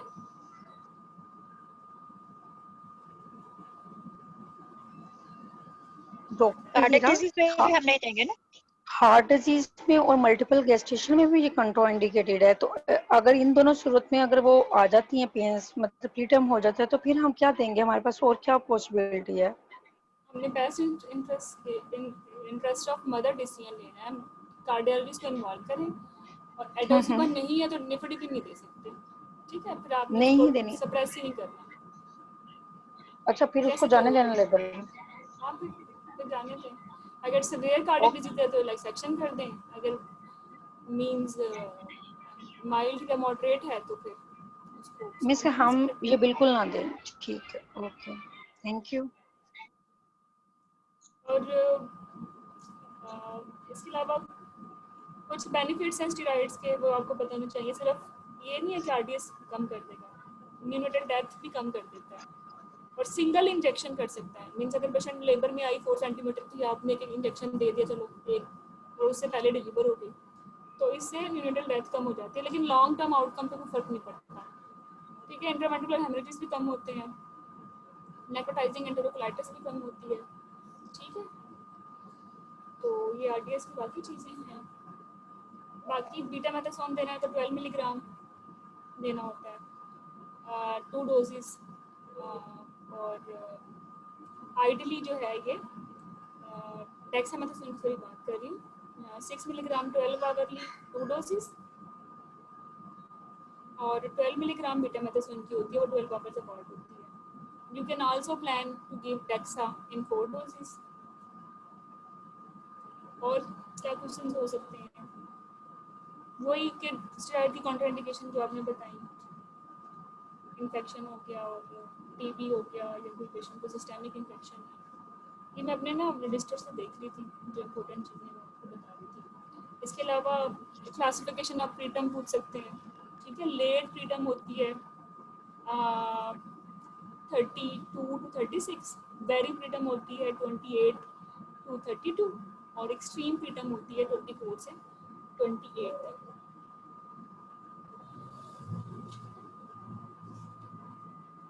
डॉक्टर हीरा आपसे कुछ पूछना था, ये जो MVP है इसकी सेंसिटिविटी कितनी है, और रिलायबल MVP है या AFI? आप बताएं, आपकी क्या ओपिनियन है? रिलायबल तो MVP है, लेकिन सेंसिटिविटी इसकी नहीं पता। सेंसिटिविटी तो खैर मुझे भी याद नहीं है। वाई रिलायबल MVP ये मेरी फ्रेंड से पूछा था, वाइवा क्वेश्चन है। वाई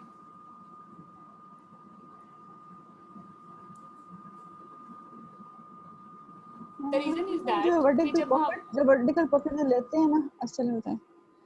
नहीं, आप बताओ।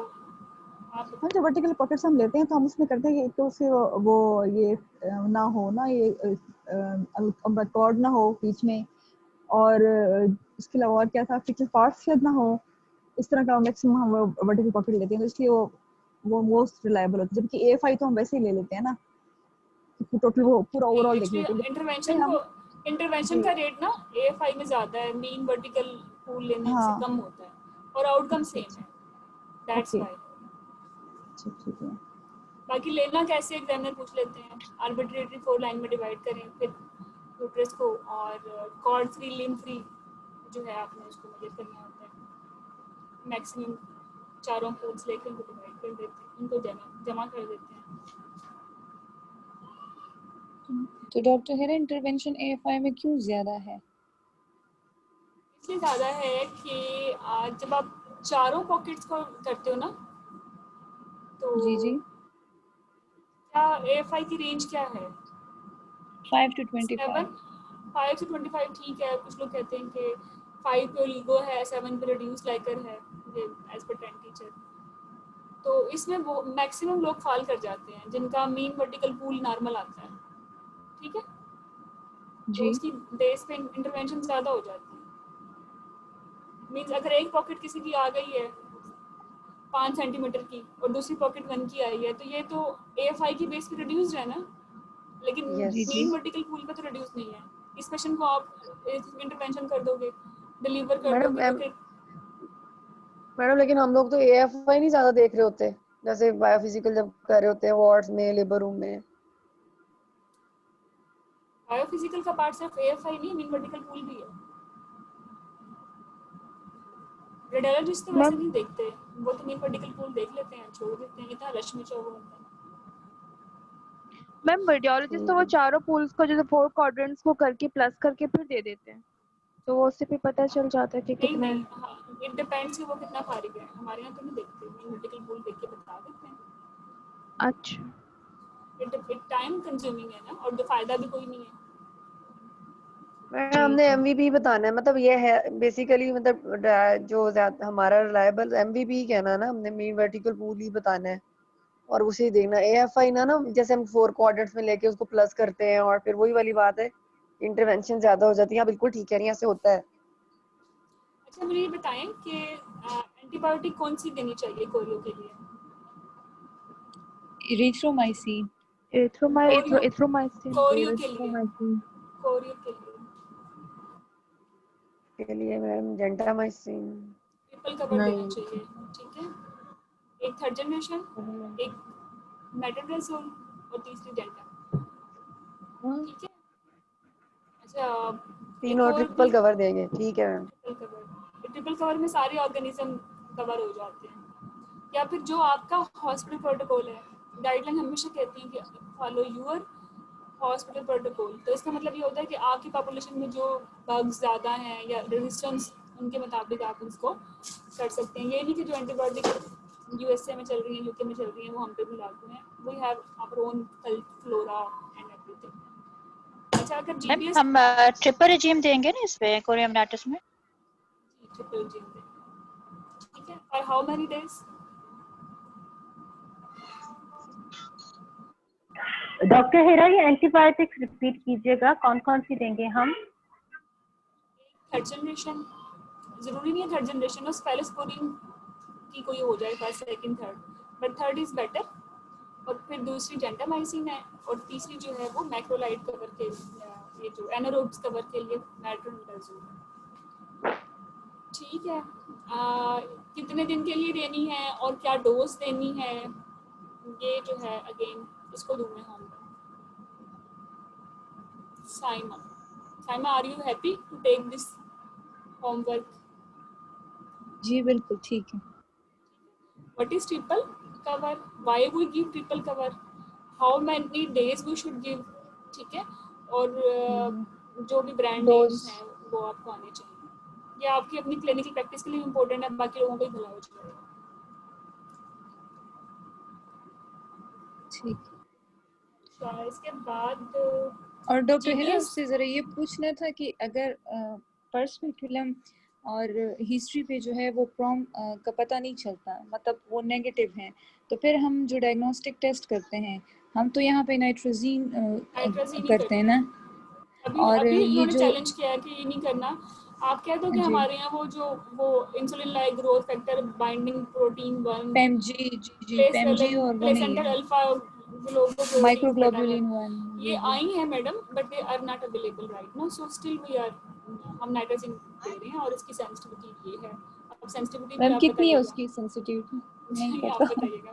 मैं तो बहुत पुअर है, बट मेरा काम है आप लोगों को होमवर्क देना जो मुझे नहीं आता या मुझे याद से नहीं होता या जिसमें मुझे डाउट होता है कि बजाय इसके कि मैं इसको गलत कोड करूँ, तो फिर आपने ही इसको कहते हैं ना दरवाज़ा बजाया है तो आप ही बंद करोगे, आप ही बताओगे कि नाइट्रोजन की सेंसिटिविटी कितनी है। ठीक है मैम नाइट्रोजन हमारे हॉस्पिटल में तो नहीं, मतलब हम खुद करते हैं आप लोग?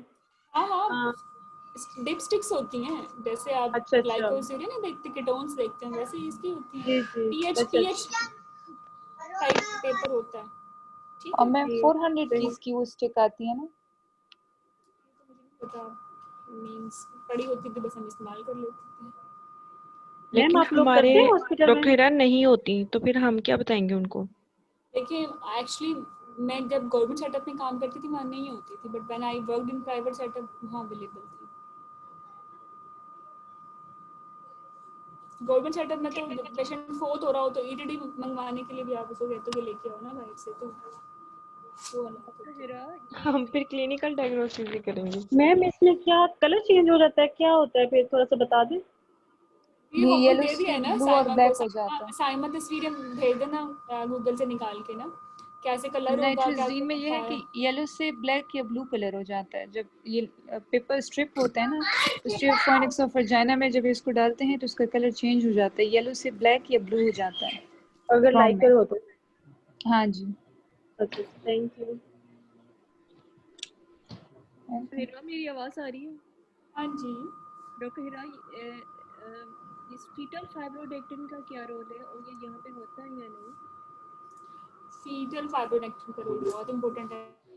अब यहाँ होता है या नहीं ये तो हमने कभी भी नहीं कराया, ठीक है। हम सिर्फ सर्वाइकल लेंथ करते हैं और 30 वीक से पहले अगर पेशेंट प्रीटर्म लेबर में आ जाए तो बस वो प्रीटर्म लेबर में है। आफ्टर 30 वीक्स प्रीटर्म लेबर में आए ना तो हम सर्वाइकल लेंथ कराते हैं, वो शॉर्ट है तो प्रीटर्म लेबर है, वो अवेलेबल नहीं है तो फीटल फाइब्रोडेक्टिन करा लेते हैं। अगर कुछ भी अवेलेबल नहीं है तो treat as per preterm labour, बस आप ये याद रखें। ठीक है मैम फीटल फाइब्रोनेक्टिन लैब से कराते हैं, कितने का होता है वो? ये कोई 3000 तक होता है, किट होती है इसकी।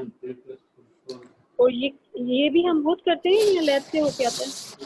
नहीं ये हम खुद करते हैं, लेते हैं कुछ फोनिक्स ऑफ वर्जिना से, जैसे एचवीएस लेते हैं और फिर लैब भिजवाते हैं।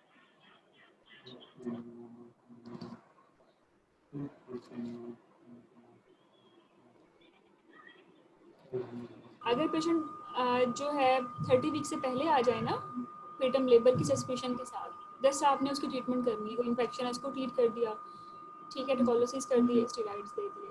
आफ्टर 30 वीक्स आएगा ना तो फिर आपने सर्वाइकल लेंथ देखनी है सबसे पहले। और अगर ये जो है 15 मिलीमीटर से कम है या 1.5 सेंटीमीटर से कम है तो ट्रीट करें एज प्रीटर्म लेबर। और अगर ये 1.5 सेंटीमीटर से ज़्यादा है तो वो प्रीटर्म लेबर में नहीं है। अगर आपके पास अल्ट्रासाउंड अवेलेबल नहीं है और फीटल फाइब्रोनेक्टिन अवेलेबल है तो फिर आपने अगर उसका लेवल करा लिया, पोस्टीरियर फॉर्निक्स से भेज के टेस्ट आ गया, वो 50 आ गई उसकी वैल्यू, तो उसका मतलब प्रीटर्म लेबर में है। और अगर 50 से कम आ गई है तो उसका मतलब प्रीटर्म लेबर में नहीं है। तीसरी सिचुएशन ये है कि अगर कुछ भी अवेलेबल नहीं है, ना सर्विलांस कर सकते ना फीटल फाइब्रोनेक्टिन कर सकते, तो फिर आपने बस उसको ट्रीट करना है। ठीक है, ये गाइडलाइन के मुताबिक बात कर रही हूँ। अब आपने अपने सेटअप देखना है कि 30 वीक से ज्यादा के लिए ना? हाँ 30 वीक से ज्यादा के लिए।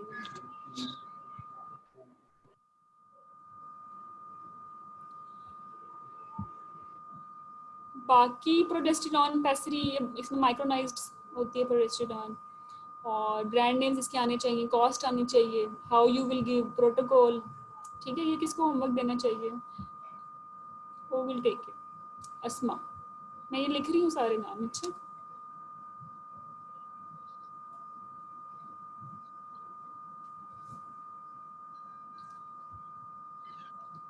बाकी इनमें से काफ़ी क्वेश्चन तो हमने कर लिए। एग्जामिनर फिर अक्सर ये पूछता है कि पेशेंट लेट्स सपोज 32 पे है, तो how you will manage your patient onwards now, फिर आपने टर्म तक लेके जाना है, ठीक है। But you will assess at each visit, अगर वो ओपीडी बेस पे आ रहा है, और अगर वो घर जाना चाहते हैं तो व्हेन टू डिस्चार्ज, ठीक है। और बाकी अगर माइल्ड अब्रप्शन है पेशेंट को या प्रीवियस स्कार्स हैं, ये क्लिनिकल सिनेरियोस हैं, ये इंशाल्लाह हम करेंगे कमिंग कोर्स में। और ये जो ट्रांसवर्स लाइव वाली सिचुएशंस हैं और पेशेंट लीकिंग के भी साथ है, इनको कभी भी घर नहीं भेजते, क्योंकि फिर अगर ये लेबर में चली जाएं तो फिर रप्चर यूट्रस के साथ आती हैं। सीआरपी वर्सेस टीएलसी हमने कर लिया था, एंटीबायोटिक्स की हम होमवर्क दे चुके हैं, ठीक है। अच्छा, ये एक सिचुएशन है, अगर एथ्रोमाइसिन आपने 10 डेज के लिए दे दी और पेशेंट चले गई प्रीटर्म लेबर में, अब preterm labour in itself is indication कि आपने इंट्रापार्टम प्रोफिलैक्सिस जीबीएस का देना है, तो क्या दोगे जो 10 दिन खा चुकी है एथ्रोमाइसिन?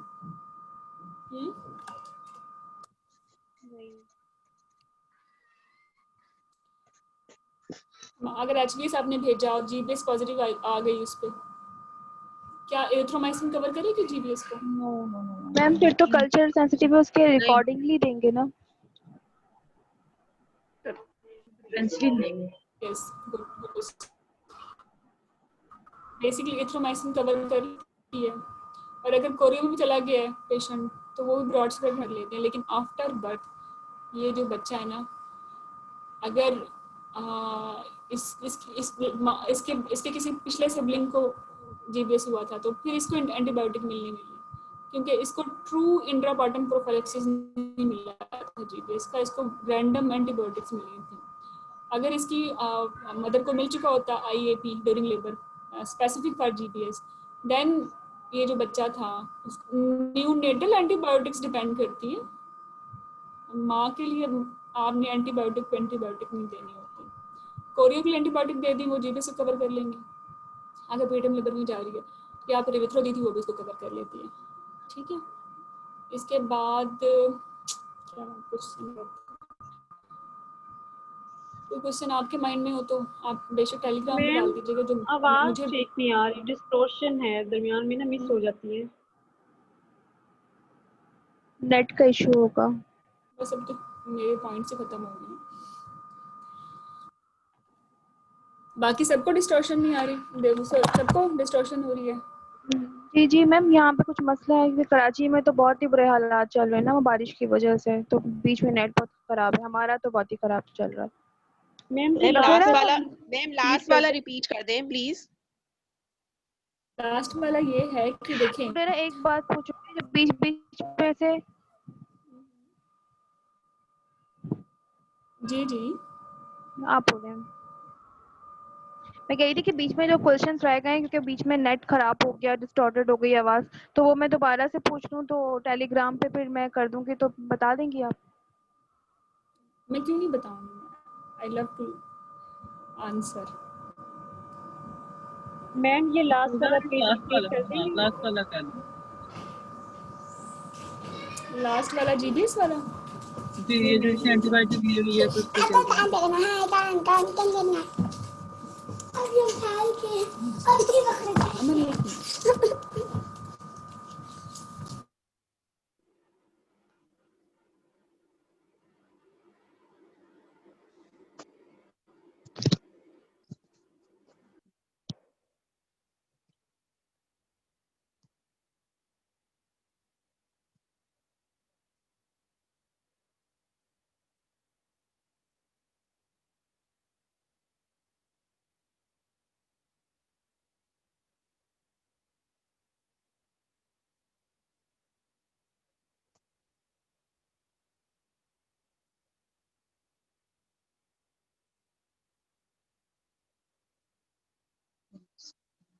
अच्छा ये नजर आ रही है, मैंने ये टेलीग्राम से ना कुछ चीजें खोली आप लोगों को आप शायद पढ़ी नहीं है, ठीक है।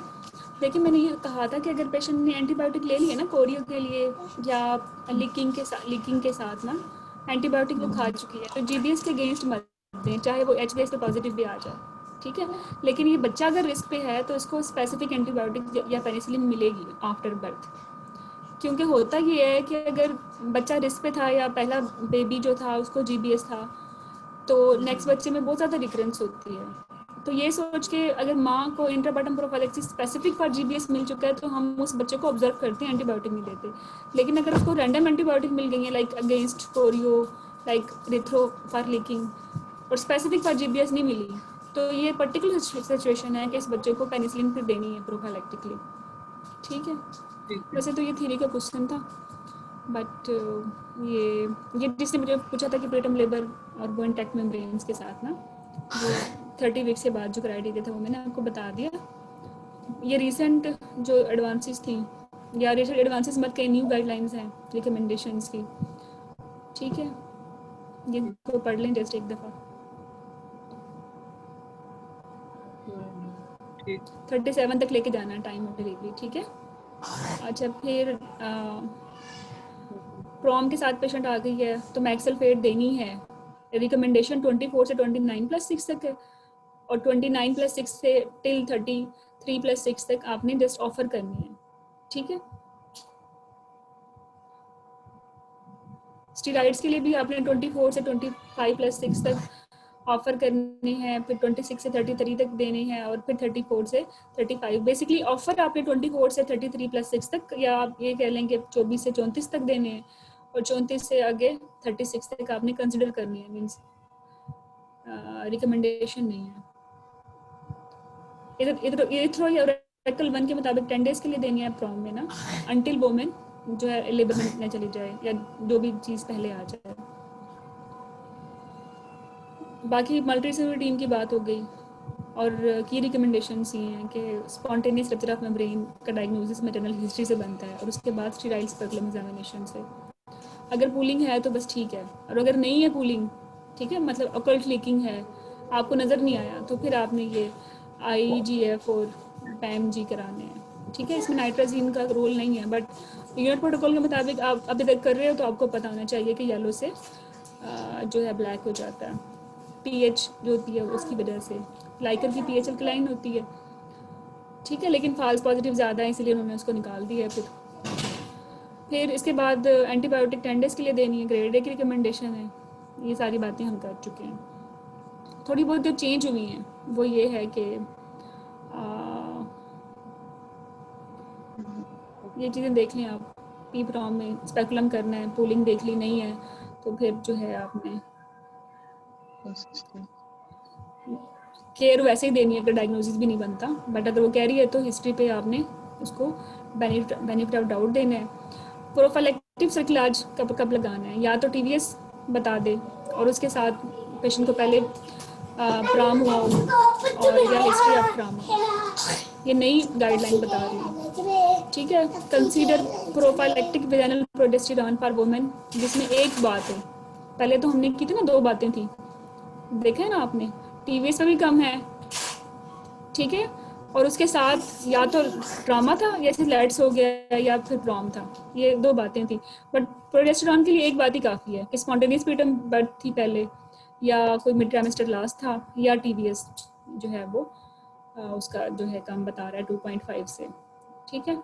ऑफर कब करना है, चॉइस देनी है प्रोजेस्टेरॉन की या सर्कलाज की, स्पॉन्टेनियस प्रीटर्म बर्थ हो पेशेंट को या मिड ट्राइमेस्टर लास्ट हो बट आफ्टर 16 वीक्स, ठीक है। लेकिन दरमियान में ना या नहीं है, एंड है, मतलब ये भी होना चाहिए 2 चीज़ें, या फिर TVS खराब आ रहा है, मतलब हिस्ट्री इन्वेस्टिगेशन दोनों पे अगर प्रॉब्लम है तो आप ज़रूरी नहीं सर्कलाज लगाएं, आप विजाइनल प्रोजेस्टेरॉन भी दे सकते हैं। 20 वीक से 36 तक BB में देने होते हैं।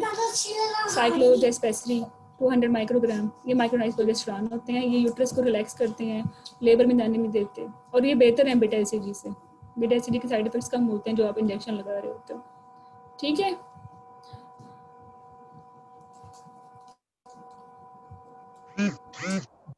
तो I think PROM preterm labour इसकी टेम्पलेट पॉसिबल क्वेश्चन से हमने कर लिए हैं कुछ।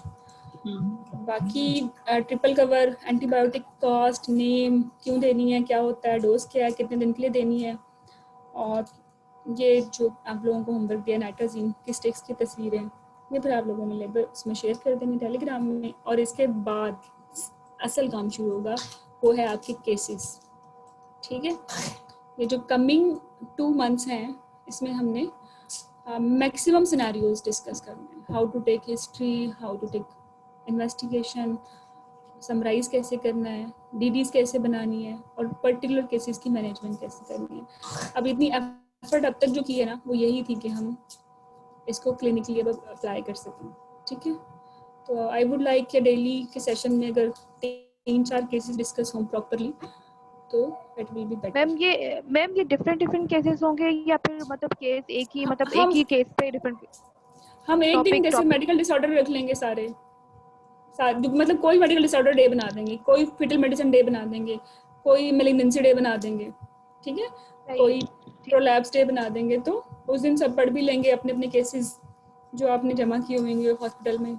यूजुअली होता क्या है, जब हम लोग भी कैरी करते थे, हम केसेस लेते रहते थे but nobody was there to correct us. तो फिर कोई सीनियर को सुना दिया, हाफ हार्टेडली किसी ने सुना, फीडबैक दिया नहीं दिया, या अपने जैसों के साथ मिलके ही बैठे रहे, तो प्रॉब्लम होती थी।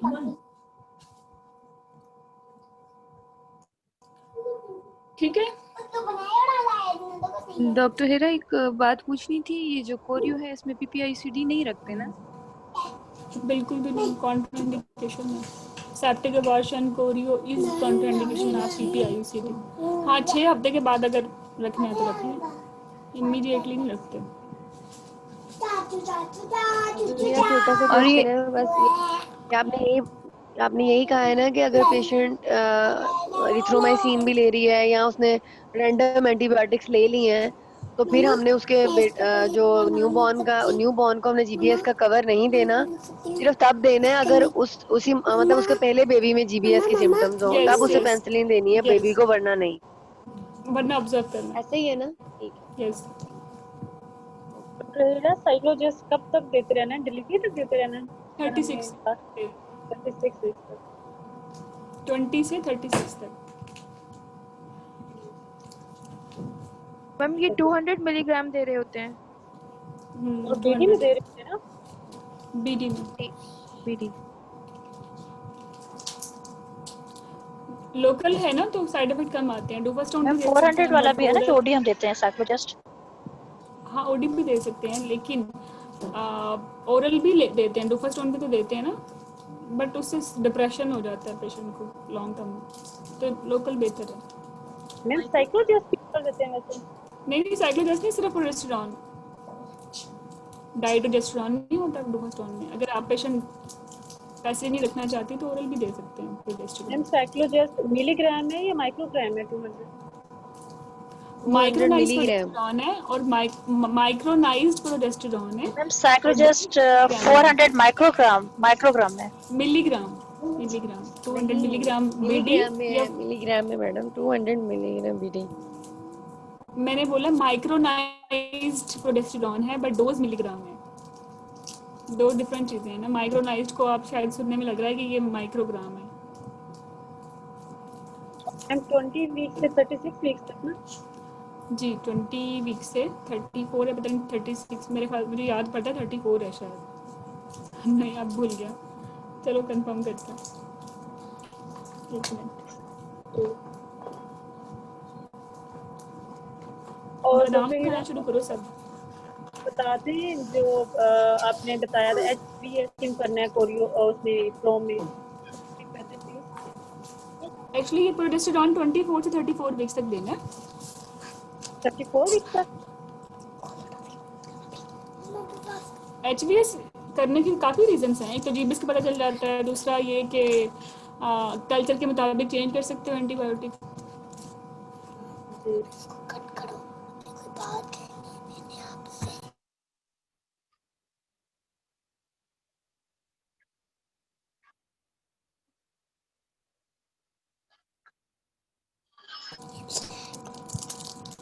चले, मेरा ख्याल है कि आप बस हो गए मेरी तो बाकी फिर इंशाल्लाह जो आपकी क्यूरीज रह गई हैं I will take care Telegram. Thank you मामा। Welcome. Thank you welcome. Thank you रफेरा। थैंक यू रफेरा। Thank you.